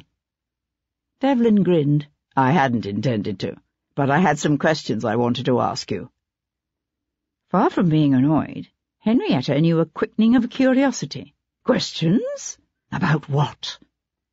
Taking her arm, he steered her toward a small withdrawing room. "Not here. I have guests," she protested. His smile widened into something devilish. "I can come back tomorrow morning. Early." Henrietta sighed. It was well known that she never left her room before 1 o'clock. "You unnatural young man. I don't know what sordid mess you've involved yourself in this time, but I refuse to tell you anything until you promise to at least dance the quadrille with Lady Julia." "Who?" "Lady Julia Dillingham." She thought he might balk, but he only laughed and said, "A fair enough exchange. The quadrille it is. Now, tell me what you know about the Stantons and the Carmichaels." Henrietta felt her smile slide off her face. "What have you to do with that ghastly business?" "A friend has asked for my help." He closed the door behind him and leaned back against it. "I understand Sir Humphrey Carmichael married the daughter of the Marquis of Letherby. Is Letherby in any way related to the Stantons?" "Only very distantly." She went to lower herself into a curving chair of puce velvet and sighed. "He was such a charming young man, Berkeley Carmichael. He had every girl of marriageable age in London on the scramble for him. What a pity." "Do you know of any connection between Stanton and Carmichael?" "The fathers or the sons?" "Either one." Henrietta tapped one finger thoughtfully against her lips. "I do seem to recall they were both involved in something a few years back, but I couldn't say now exactly what it was." "A scandal?" "No, I don't believe so. If I remember correctly, Russell Yates was also involved in some way." Devlin raised one eyebrow. "Russell Yates? Now that's interesting." Russell Yates was one of society's more colourful characters, a born gentleman who'd made his fortune as a privateer. There had always been whispers about Yates, about his murderous past, and the connections he still maintained with smugglers and free traders. But lately there had been other rumours, dark hints about certain activities that seemed to belie his virile image, and that weren't discussed in mixed company. It was all said in whispers, of course, for in an age in which vice and sin were commonplace, there still remained this one taboo, this one prohibition, the violation of which could lead not to mere ostracism, but a sentence of death. Henrietta studied her nephew's face, but he was giving nothing away. "Have you heard the rumours about him?" "I've heard them." "Do you believe there's anything to them?" "I don't know, but it does suggest a new angle of inquiry." "You can't be serious."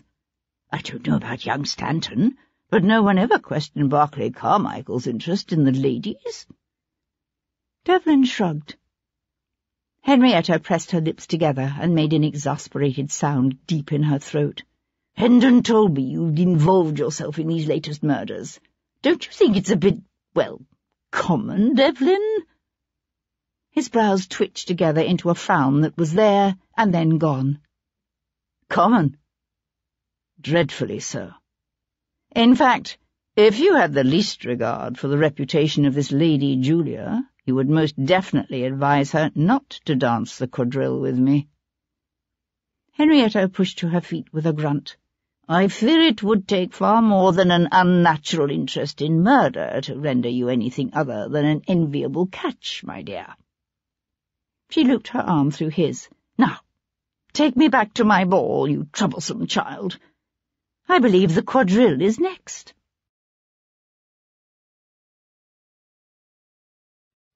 Chapter 19.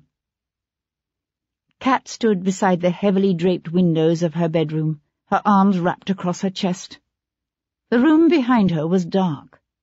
The night watchman had long since called out, 2 o'clock on a fine night and all is well. But she still wore the robe en caleçon of blue satin piped in white that she'd worn home from the evening's performance. She hadn't been to bed.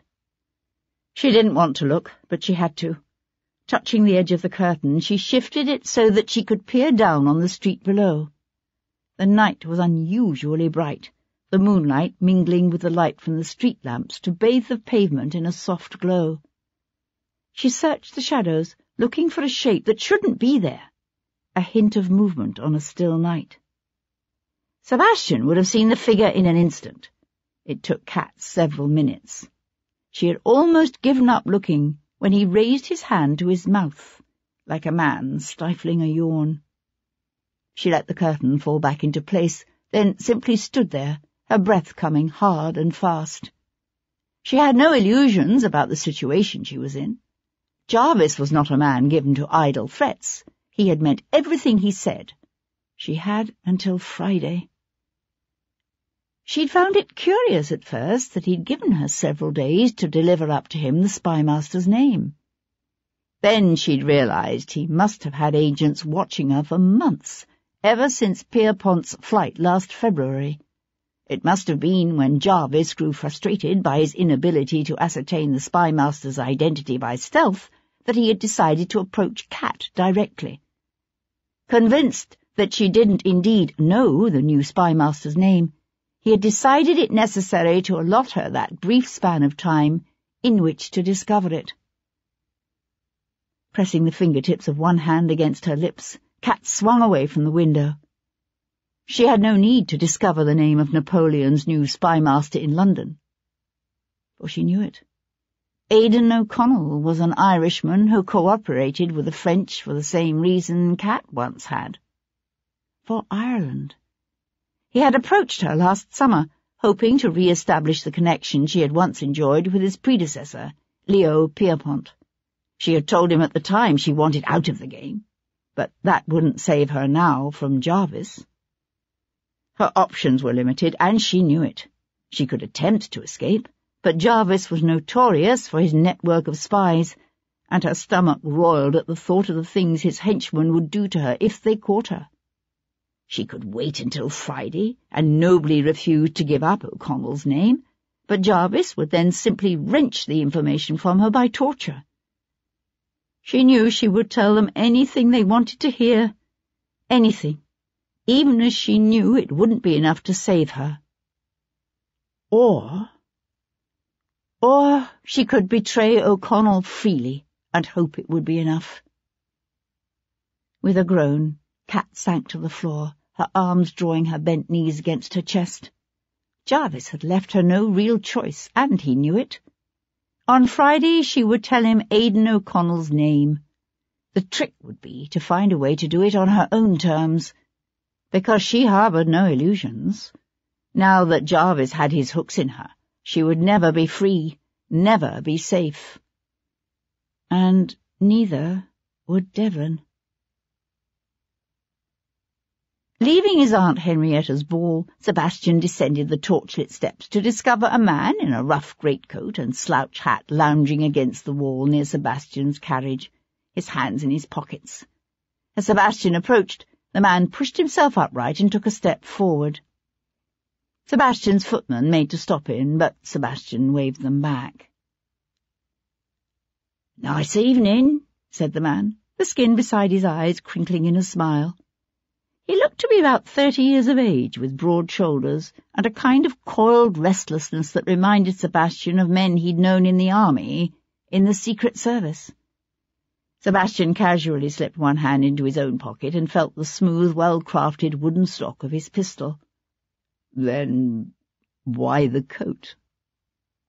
This time the man's smile showed his teeth. You know why. His speech was not that of a gentleman, yet not of the streets either. Moving deliberately, Sebastian brought the small flintlock from his pocket to hold it loosely at his side. He was careful to keep a calculated distance between them. What do you want? For an instant, the man's eyes left Sebastian's face, his gaze flicking to the flintlock at Sebastian's side. The man's expression never altered. I've come to offer you some friendly advice. Advice? Advice. I was hired to give you a warning. You know the kind. A dead cat on your doorstep. A brick through your window in the middle of the night. But then I thought, why play games? There's something the gentleman needs to understand, so why not simply explain it to him? Hence the advice. That's right. The man in the slouch hat brought up his left hand to scratch the side of his nose. The thing is, you see, you've been asking too many questions. The gentleman who hired me wants you to stop. You mean asking questions about Barclay Carmichael and Dominic Stanton? The man smiled again. That's right. See, I knew you'd understand. Who hired you? Lord Stanton or Sir Humphrey Carmichael? The man's smile slid away. Now, there you go, asking questions. Not a good idea, remember? The man was starting to annoy Sebastian. Just who are you, anyway? My name isn't important. I'm just the messenger. And the adviser, so to speak. And if I fail to heed your advice... The man's smile was completely gone now. That would be unwise. Sebastian signalled his footman, who leapt forward to let down the carriage steps. Give your employer some advice from me, why don't you? Sebastian said. The man pivoted to keep his face towards Sebastian as Sebastian moved past him to the carriage. The man's right hand never left his pocket. Sebastian never raised the pistol from his side. Tell your employer, I don't like people who kill cats. I have a real objection to heavy rocks being thrown through my windows. And if he sends anyone after me again, I'll kill him. Something glittered in the other man's eyes, something that was both a warning and a promise. Till we meet again, then, he said, and faded into the night. Sebastian settled into the corner of his carriage, the flintlock resting against his knee. He could hear the distant strains of music from his aunt's ballroom, and from nearer at hand, a woman's laughter. His questions were obviously making someone uncomfortable. The threat against him had been serious, the man who delivered it a professional. Leaning forward, Sebastian signalled his coachman to drive on. He had no intention of heeding the man's warning, of course, which meant that he'd be meeting the gentleman in the slouch hat again. Only next time, Sebastian knew, he wouldn't see the man coming.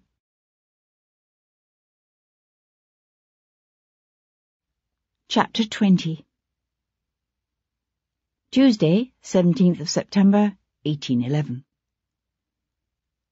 Early the next morning, Sebastian received an unexpected visit from a furtive little man with sun-darkened skin and an accent that could change from Geordie to Cockney or from French to Spanish to Italian and back again in an instant. His name was Emmanuel Jones, and he had once worked for Sebastian in the army. Now he was working for Sebastian again in an entirely different capacity. He was searching for Sebastian's mother. "That ship you was asking about," said Jones. "The San Remo? You were right. It didn't sink 17 years ago. It made port at The Hague, then worked its way along the coast in slow stages, through the Straits of Gibraltar and around the toe of Italy to Venice. Sebastian rested his elbows on his library's broad desktop and studied the enigmatic features of the man who stood before him. And the Englishwoman who was on it. She calls herself Lady Sophia Sedlow now. Sebastian nodded. Sedlow had been his mother's maiden name. And she lived for a time in Venice with a poet. He died 9 years ago. Where is she now? She left Italy in the company of a Frenchman sometime around 1803, one of Napoleon's generals. Which one? Becknell. Sebastian stood from behind his desk and went to fiddle with the inlaid Moroccan box he kept on a shelf near the hearth. It was a moment before he trusted himself to speak. She's in France now. Yes, but I don't know exactly where. Sebastian swung to look at him. Then why are you here? Something flickered across the man's normally impassive face. I'm not messing with Becknell. Crossing to his desk, Sebastian opened a drawer and drew forth an envelope from which he counted a stack of banknotes. Speak of this to anyone, he said, shoving the notes across the desk, and I'll kill you. It's as simple as that. Jones folded the money out of sight with a sniff. I know how to keep me mouth shut. After he had gone, Sebastian went to stand again beside the empty hearth, his gaze fixed unseeingly on the cold, empty grate. He would need to find another agent, someone both trustworthy and unafraid to venture into the heart of Napoleon's France. It wouldn't be easy, but it could be done. He spent much of what was left of the morning interviewing applicants for the position of valet. "We come highly recommended," said one of the applicants, a softly rounded man named Flint, who affected a thin black moustache and punctuated his words with soft flutterings of his flawlessly manicured white hands. "Highly recommended indeed." Sebastian glanced through the valet's glowing credentials and felt a spurt of cautious optimism. In a field of applicants distinguished by nothing so much as mediocrity, the man looked promising. "So I see. You take considerable pride in your work, I understand." "We consider our work more than a vocation," said Flint, sitting painfully upright in a chair on the opposite side of Sebastian's desk. "For us, taking care of our gentlemen is akin to a calling. No measure is too extreme to achieve the best presentation. If a gentleman is a bit thin in the calf, we add padding to the stockings. If a gentleman grows corpulent in his advancing years, we are conversant with the discreet use of the corset. And for that unfortunate tendency displayed by some gentlemen to grow hair on the backs of the fingers, we are well versed in the art of hot waxing." Something of Sebastian's reaction to this speech must have shown on his face, for the valet hastened to add, "Not that your lordship requires any of these extreme measures." "Thank God for that." The valet tilted his head, subjecting Sebastian to an intense scrutiny that made him feel like a nag being offered for sale at Tattersall's. "We would, of course, press for a bit more precision in the presentation. Sporting gentlemen can sometimes be a tad too careless in their dressing, if you know what we mean. A few extra hours spent at the toilette each morning can make such a difference." "A few extra hours?" Flint nodded. "No more than 2 or 3. Sebastian leaned back in his chair and pressed his fingertips together. "I'm something of an eccentric creature, I fear. There are times when I find it expedient to dress in the type of garments one customarily sees for sale in places such as Rosemary Lane. I trust you would have no difficulty with that."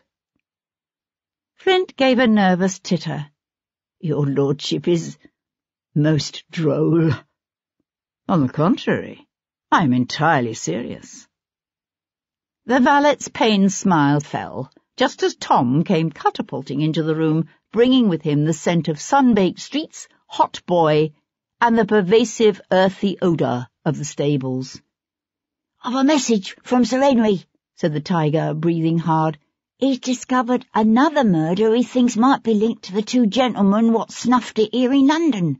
Seems they found a body in a churchyard down in Kent, late last April. Gutted like a bleeding fish he was." "Merciful heavens," said the valet, pressing a snowy handkerchief to his lips. "And Sir Henry," continued Tom, casting the valet a curious glance, "he wants to know if you'd be interested in driving down there with him this morning." Sebastian pushed back his chair and turned to the valet. "If you'll excuse me, Mr. Flint." But the little man, with the neat black moustache and soft white hands, was already gone. "The boy's name was Thornton," said Sir Henry Lovejoy, one hand held up to anchor his round hat more firmly to his bald head, the other gripping the edge of the seat beside him. "Mr. Nicholas Thornton." Lovejoy was beginning to regret his decision to make the journey down to the Kentish town of Avery in Viscount Devlin's curricle, with that irreclaimable pickpocket Tom ensconced on the tiger's perch in the back. Lovejoy did not have a fondness for horseflesh, nor did he share his lordship's obvious delight in speed. Lord Devlin feathered a turn, his horse's flashing hooves eating up the miles. Lovejoy closed his eyes. "How old was he?" asked the Viscount. Lovejoy forced himself to open his eyes. There was no denying that the Viscount seemed to have his horses under perfect control. Lovejoy loosened his hold on the seat and drew in a deep breath. "Just 19. He was a divinity student up at Cambridge, studying to enter the church like his father." "The church?" said Devlin in surprise. Lovejoy nodded. "The boy's father is the rector at St. Andrews, the Reverend William Thornton." "What makes you think there's a connection between his death and the London murders?" Lovejoy himself found the similarities in the deaths difficult to comprehend. A rector, while considerably more distinguished than a vicar or a mere curate, was of a social rank far different from that enjoyed by either Stanton or Carmichael. "As I understand it, the boy's body was hacked open and his organs removed. I know little beyond that. I'm afraid young Mr. Thornton's killing attracted considerably less attention than the recent murders in London. Avery is, after all, some distance from town." "And the boy's father was only a clergyman," said the Viscount. Lovejoy kept his face wooden. "Just so." The white gate of a toll appeared up ahead. The urchin Tom blew a blast on his yard of tin as Devlin drew up and waited for the keeper to amble out of his cottage. "You say the boy was killed last April?" said Devlin, after the toll was cleared. "When he came down for the Easter holiday. Took a pole and went out fishing sometime in the late afternoon." "By himself?" "So it would appear. They later found his pole beside a stream that runs behind the vicarage." "And the body?" "Wasn't discovered until the next morning at dawn. The killer left the boy in the rector's own churchyard, lying atop one of the tombs."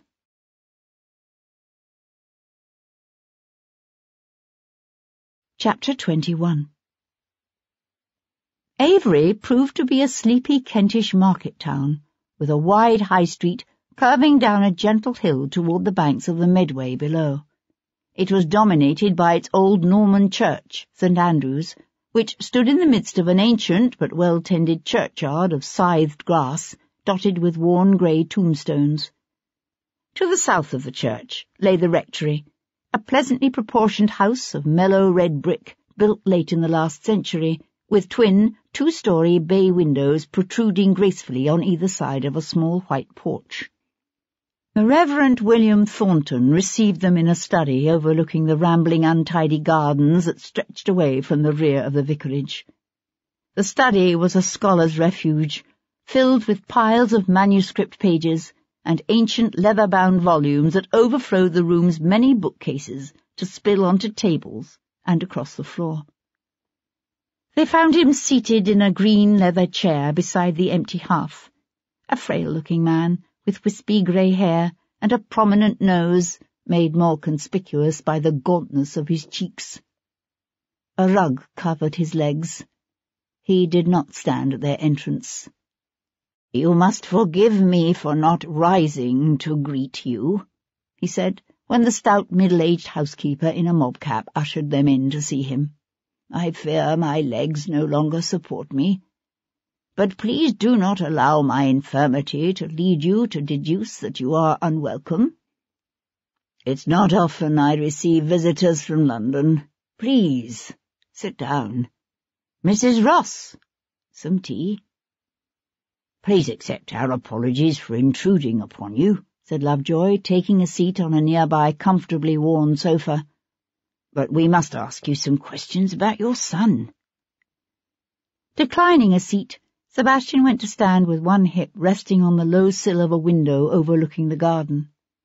He watched as Thornton's pale cheeks sagged, his lips trembling for a moment before he pressed them tightly together.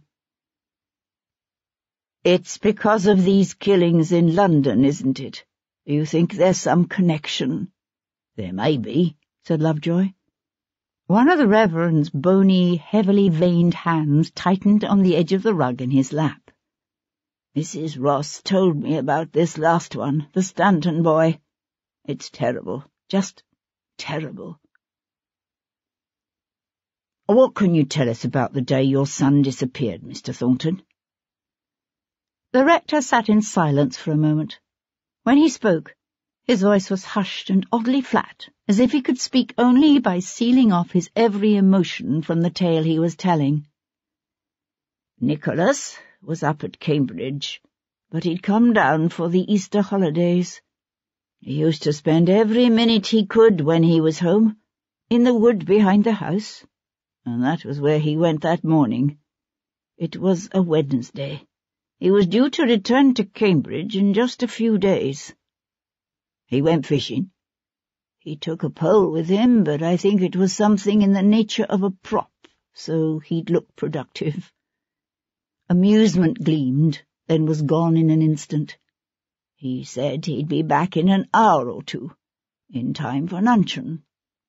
But he didn't come back. No. I didn't worry at first. You know what boys are like. But as the afternoon wore on, I became concerned. Nicholas was not usually so careless. When the shadows began to lengthen toward evening, I finally decided to go looking for him. I found his pole and his shoes beside the stream, near his favourite fishing hole. But nothing else. It was as if he had vanished." "Was there any sign of a struggle?" "No.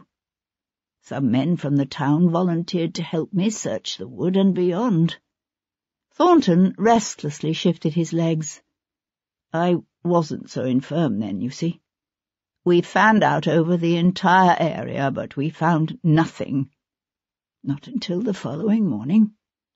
"When his body was discovered in the churchyard?" The Reverend's lower lip quivered. "Yes." Sir Henry hesitated, as if reluctant to press on. He glanced at Sebastian, who said, "Was your son by any chance acquainted with either Dominic Stanton or Barclay Carmichael?" Thornton's eyes widened. "No, not to my knowledge. Nicholas was up at Cambridge studying divinity. I can't imagine he would have met either one." "Tell us about your son, Reverend," said Sir Henry, his voice unusually gentle. "What was he like?" A sad smile touched the rector's lips and brought a brief spark of life to the tired old eyes. "He was one of the most curious children I've ever known, always asking questions, wanting to see how things worked. And as a young man, he was little changed. He was still a child in so many ways. Not in his mind, the clergyman added quickly. He was always very bright, but in his ways and interests. Have you other children? No. Sebastian let his gaze drift over the neglected garden to the small glebe, and beyond that the stretch of wood where the boy had disappeared. Can you think of anyone who might have had a grudge against your son? Sir Henry asked, either real or imagined. The Reverend drew a deep breath that lifted his thin chest, then let it out in a sigh. Not that I know of. Nicholas was a very quiet boy, quiet and serious. My wife used to worry about him. She used to say he was more at ease with books than with people. Again that wistful smile touched his lips, only to vanish, leaving him looking more stricken than before. I thank God every day she didn't live to see what happened to him. Your wife is dead? The Reverend nodded sadly. She died this past January, right after Christmas. Sebastian was careful not to look at Lovejoy. He'd heard it said that once the magistrate had had a wife and a child both, now long dead. You have our deepest sympathies, murmured the magistrate. Sebastian found his gaze drawn again to the scene outside the window. To the north of the garden, with its brick paths and overflowing clumps of marigold and santolina, lavender and roses, lay the church of St. Andrew's. Through a gap in the high yew hedge, he could see the church's squat medieval buttresses and an ancient square tower that thrust up broodingly against the blue September sky. The churchyard was an expanse of carefully tended green, far tidier than the rectory's own garden, and crowded with a scattering of ancient grey headstones and tombs. He wondered if the Reverend had been the one to find his son's body, although it wasn't a question Sebastian felt inclined to ask. "Do you mind if we ask who examined your son's body?" said Sebastian. The Reverend appeared surprised by the question, although he answered it readily enough. "No, of course not. It was Dr. Newman, Dr. Aaron Newman. He lives here, in Avery, just across the green. Perhaps he can help you in a way I have been unable to do." The Reverend paused. "I keep reminding myself, 'Vengeance is mine, saith the Lord.' But it doesn't help. The man who did that to my son—" His voice broke. He paused to swallow hard, then said more quietly, "Whoever did that to my son was evil. To visit such an end on a poor innocent lad of 19. His voice failed him again, and this time he made no attempt to continue. Lovejoy rose awkwardly. "Please forgive us for intruding on you, Reverend. We won't trouble you any longer." The Reverend passed a trembling hand across his eyes. "But you must stay for tea." The magistrate gave one of his peculiar little bobbing bows. "Thank you, but no." Sebastian pushed away from the window, conscious of a sense of frustration. What could possibly be the connection between this clergyman's serious, studious son and a spoiled nobleman's son like Dominic Stanton, or a sophisticated town buck like Barclay Carmichael? He remembered what Cat had said about the seeming randomness of the killings, making everyone feel vulnerable. He wondered if that was why he was so anxious to find some link among the 3 murdered men, because the lack of a link in these savage murders made the act somehow that much more horrifying. "Are you from around here, Mr. Thornton?" he asked suddenly. The Reverend shook his head. "I come from Nayland, in East Suffolk, near Ipswich. This living was presented to me by my wife's uncle. When I was a young man, it was always my intention to devote my life to missionary work, carrying the good news of our Lord to the unfortunate heathens dwelling in sin and darkness in the benighted regions of the world. I never thought to have a parish of my own, let alone a benefice of this size." Sebastian knew a flicker of interest. "Did you ever go on a mission?" Mr. Thornton pushed himself up straighter in his chair. "As a matter of fact, yes. I spent 6 years in the Horn of Africa before I married, and then Mrs. Thornton and I had occasion to go on another mission 9 years ago, when I was able to leave my parish in the care of a curate." 9 years ago, Sebastian thought. Nicholas Thornton would have been 10 years old. "And Nicholas?" Sebastian asked. "Did he go with you?" "Oh, no. Nicholas was at Harrow by then. He never did come out, even for a visit. Mrs. Thornton was very jealous of the child's health, and she feared he'd take ill in such an insalubrious climate. He spent his school holidays with her brother." "Where precisely did you and Mrs. Thornton go?" asked Sir Henry, although Sebastian knew the answer even before Thornton gave it. "India." "A coincidence, surely," said Sir Henry, when Sebastian told him of the conversation with Sir Humphrey Carmichael. They were crossing the village green, headed toward the doctor's rambling white frame house. As they walked, a gaggle of white geese scattered, complaining before them, the sun bright on the birds' gleaming feathers. "I dare say thousands of Englishmen have visited the Indian subcontinent at some point in their lives. Have you?" "Yes." "There, you see? Besides, we don't know that Lord Stanton has ever been to India." "No, we don't." Sebastian stared off across a cluster of stone cottages half hidden beneath a riot of climbing roses putting on a final display of fall blooms. "All the same, if I had a son, I think I'd be worried."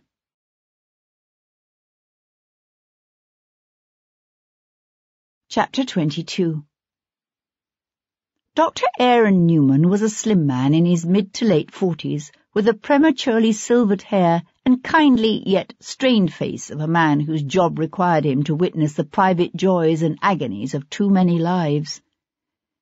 He received them in a parlour furnished simply with good old furniture, and listened while Sir Henry explained the purpose of their visit. He offered them brandy, which Sebastian accepted, and Sir Henry, predictably, declined.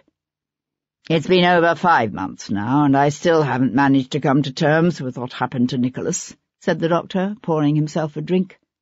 "Such a tragedy. Reverend Thornton and his wife were childless for so many years, and then they had the boy. He seemed a special gift from God, a child conceived so late in his parents' lives." Newman removed his spectacles and rubbed a hand across his eyes, his face slack with emotion. "But God took him back, didn't he?" Sir Henry cleared his throat uncomfortably. "How long have you known the Reverend?" "Since he took up the living here in the village more than 20 years ago now. I assisted with Nicholas's delivery, you know." Dr. Newman replaced his spectacles and came to settle in one of the deeply upholstered chairs encircling the tea-table. "Tended him through all his childhood illnesses." Sir Henry nodded sympathetically. "I understand the Reverend found the boy?" The doctor's lips tightened into a grimace. "I'm afraid so. Lifted Nicholas into his arms and tried to carry him here. He collapsed halfway across the green." "He suffered a seizure?" asked Lovejoy. The doctor nodded. "It affected his left side. He has gradually regained the use of his arm, but I'm afraid he still doesn't walk well." "We understand the boy was left in the churchyard." A spasm of distaste crossed the doctor's features. "Yes. Reverend Thornton saw him when he went to open the church that morning. It was horrible, quite horrible. The killer had left the body atop one of the old tombs near the south transept door. It's the door the Reverend always uses." "Interesting," said Sebastian. "Whoever killed the boy must be familiar with the Reverend's habits." The doctor's eyes widened. "I suppose so. I hadn't thought of that. What can you tell us of your examination of the body? Asked Sir Henry. Dr. Newman pushed up from his seat and went to a writing table covered with a scattering of books and notes, one hand restlessly riffling the pages of a worn volume lying near the edge of the table. It was a moment before he spoke. Nicholas's throat had been slit. From behind? Asked Sebastian. The doctor hesitated. I couldn't say, actually. He drew a deep breath and let it out slowly. I console myself with the thought that it was a relatively merciful death, considering what came after. There were other wounds. The doctor nodded. The torso had been slit open and the heart, lungs and liver removed. Rather inexpertly, I might add. Hacked in anger? Sebastian asked. Newman looked thoughtful, then shook his head. I wouldn't have said so, no. There were no extraneous wounds to the body, just the slice across the throat, the opening of the body cavity, and the removal of the organs. Lovejoy pressed a cleanly folded handkerchief against his tightly held lips. Had the blood been drained from the body? Sebastian asked. As a matter of fact, yes. How did you know? From the condition of the two most recent victims found in London. You think there's a connection? There would seem to be, wouldn't you say? Yes, I suppose so, but do you have any idea who's doing this? Any idea at all? We're working on it, said Lovejoy, tucking his handkerchief away. Had the Thornton boy been bound and gagged before he was killed? I'm a physician, Sir Henry, not a surgeon. I'm afraid I've never made such things a study. It was said with gentle pride, for in the hierarchy of medicine, physicians were gentlemen. Educated at Oxford and Cambridge, they could discourse at length in Latin on the medical texts of the ancients. They used their learning and their observations of their patients' pulse and urine to prescribe drugs or physics. They did not involve themselves in such vulgar practices as physical examinations, nor did they deal with broken bones. They certainly did not perform surgeries, or carve up cadavers in an attempt to learn the secrets of life. Because of the rarefied nature of their husbands' activities, the wives of physicians, like the wives of barristers, could be presented at court. The wives of solicitors and surgeons, such as Paul Gibson, could not. The doctor drew a pocket watch from his waistcoat and smiled apologetically. I'm afraid you gentlemen must excuse me, but I've an elderly patient I promised to see before 2 o'clock. I'll ask my housekeeper to bring you some tea, shall I? Thank you, but no. Lovejoy pushed to his feet. If you think of anything else that might be considered relevant, you will contact Queen Square? Yes, of course. Rather than ringing for the housekeeper, Dr. Newman walked with them to the front door himself. As they passed the stairs, an old beagle stretched to its feet and padded over to the physician's side.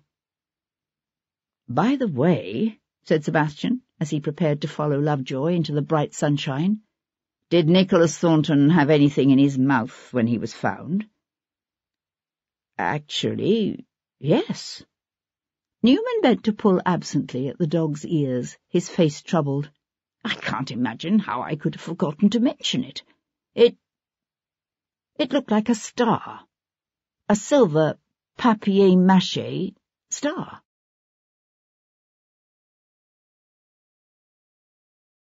Chapter 23. There was a peace to be found in graveyards. Sebastian had always felt it as a gentle acceptance of the passage of time and the cycles of life. A peace tinged with sorrow, perhaps, but rarely with violence. Standing beneath an ancient elm tree near the south transept of the ancient Norman bulk of St. Andrews, Sebastian looked out over a churchyard of neatly scythed grass dotted with moss-covered headstones and crumbling grey tombs. Bees buzzed at a nearby scarlet rosebush that was scattering spent petals across the grass. Yet there was no peace to be found here, Sebastian thought. The very air seemed charged with expectation and unassuaged anger. Sir Henry cleared his throat. This one, wouldn't you say? Sebastian turned to find the magistrate peering at a low tomb that lay just off the worn path leading from the rectory to the ancient iron-banded door of the south transept.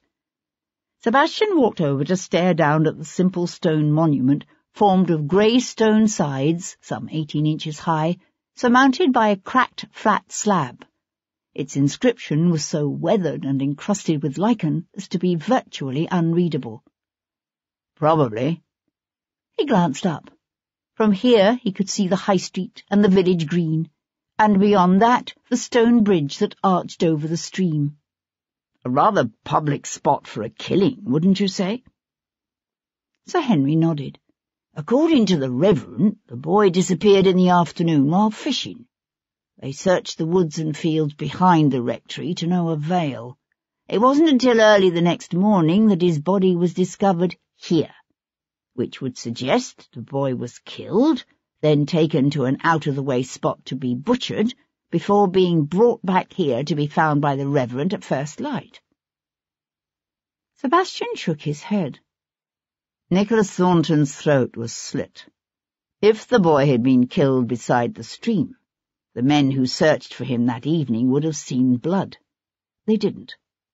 Whoever killed the boy might have overpowered him in the wood, but I suspect he was killed wherever he was butchered. Yes, of course. Sir Henry stared off across the churchyard, lost deep in thought. I wonder how many others there have been, he said after a moment, half to himself. There could be a dozen or more such killings scattered across the length of England and beyond. How would we know? I learned of this one only by chance. I suspect this was the first, said Sebastian. Sir Henry swung to look at him. How could you possibly assume that? Sebastian squinted against the bright sunlight. Are you familiar with the poetry of John Donne? Somewhat. Why? Whatever is done to do with any of this? The objects left in the victims' mouths, said Sebastian. Sir Henry shook his head.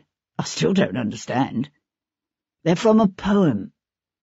Sebastian hunkered down to search the grass beside the weathered tomb. Go and catch a falling star. Do you know it? I don't believe so, no. I don't remember all of it, only the beginning, but listen. Go and catch a falling star. Get with child a mandrake root. Tell me where all past years are, all who cleft the devil's foot. Teach me to hear mermaids singing, or to keep off envy's stinging, and find what wind serves to advance an honest mind. Merciful heavens, said Sir Henry, the killer is following the poem.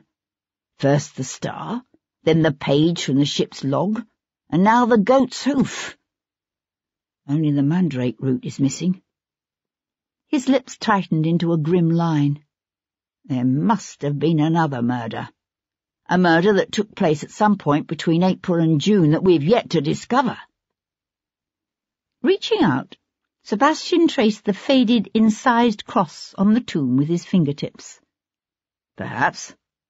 Or perhaps the killer simply skipped that line for some reason. Skipped it? What possible reason could he have for doing such a thing?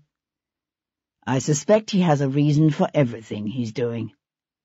Brushing off his fingertips, Sebastian pushed to his feet. The objects left in each man's mouth, the different ways in which each was mutilated, the manner in which each body was displayed after death. It's all been very deliberate. This killer has a reason for it all, and if we're to have any hope of stopping him, we need to find out what that reason is.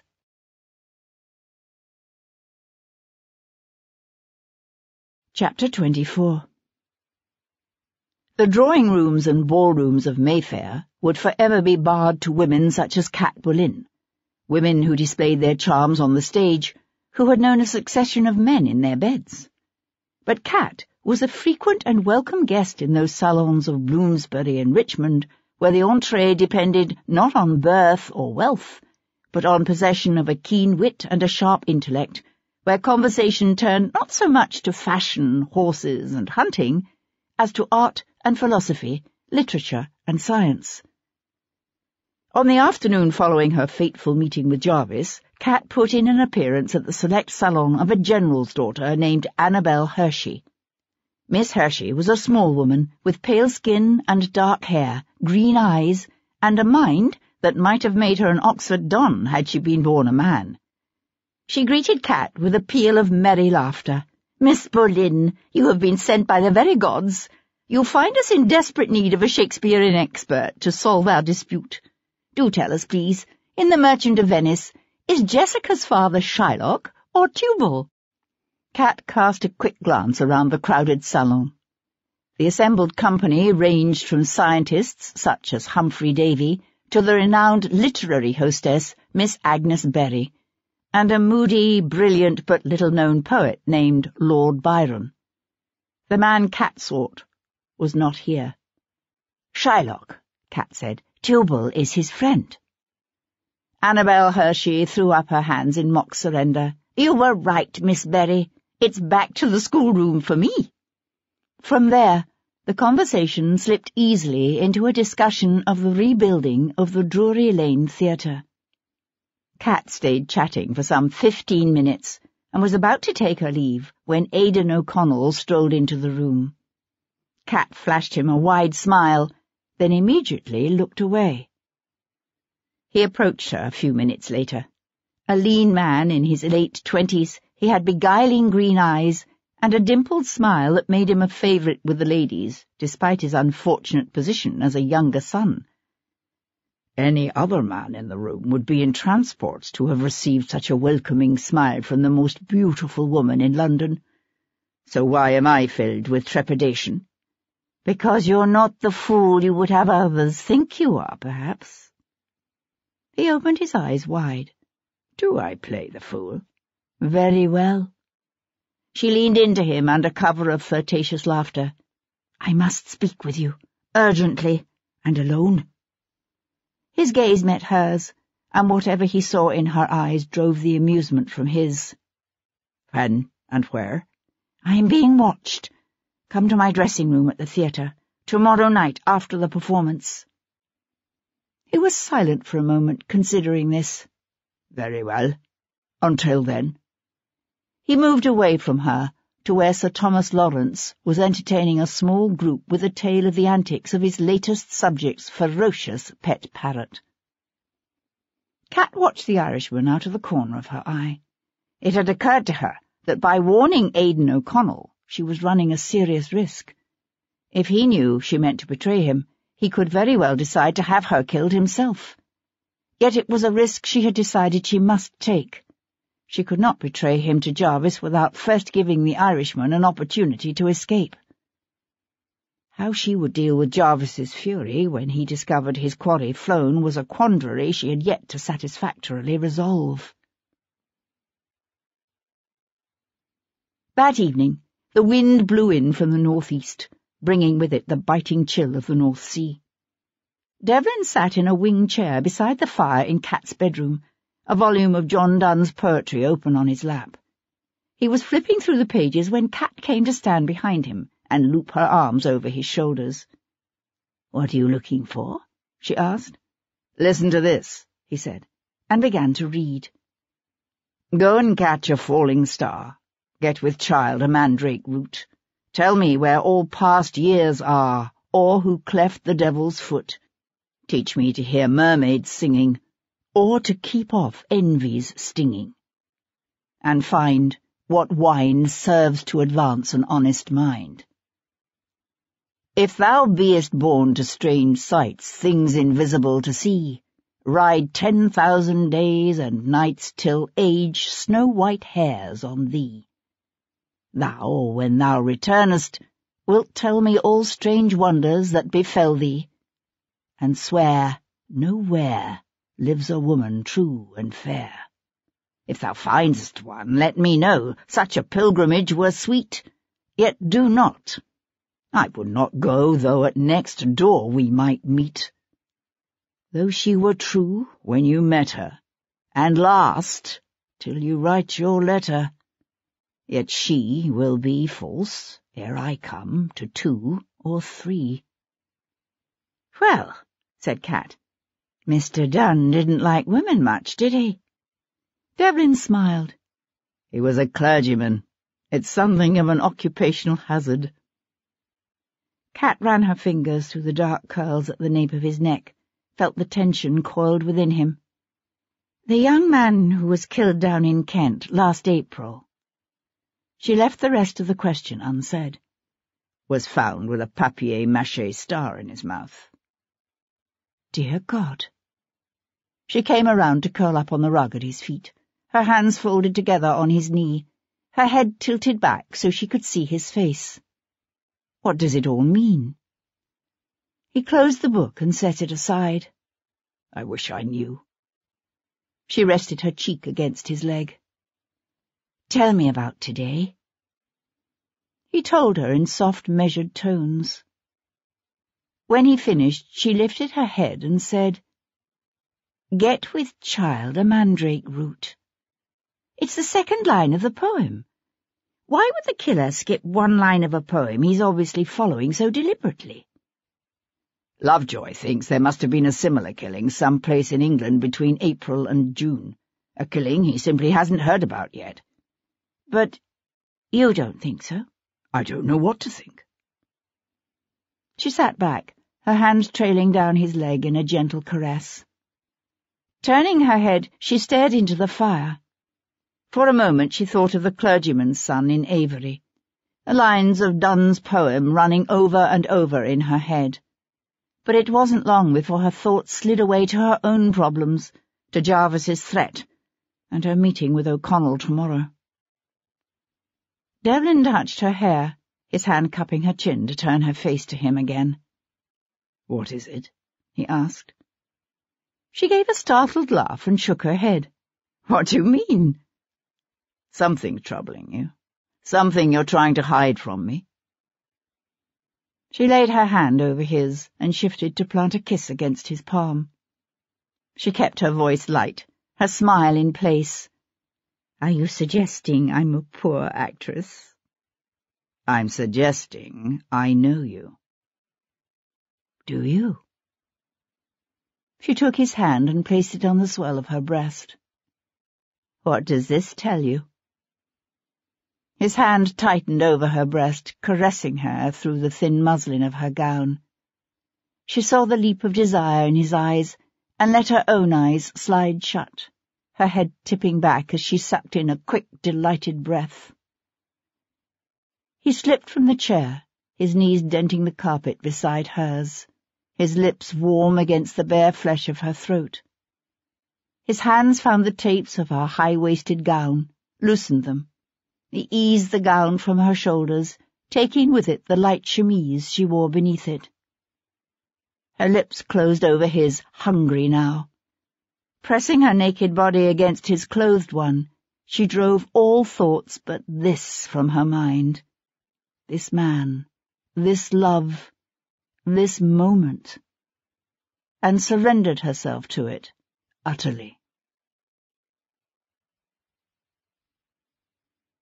Later, as she lay naked and spent in his arms, he traced the features of her face with one softly sliding finger and said, "Marry me, Cat."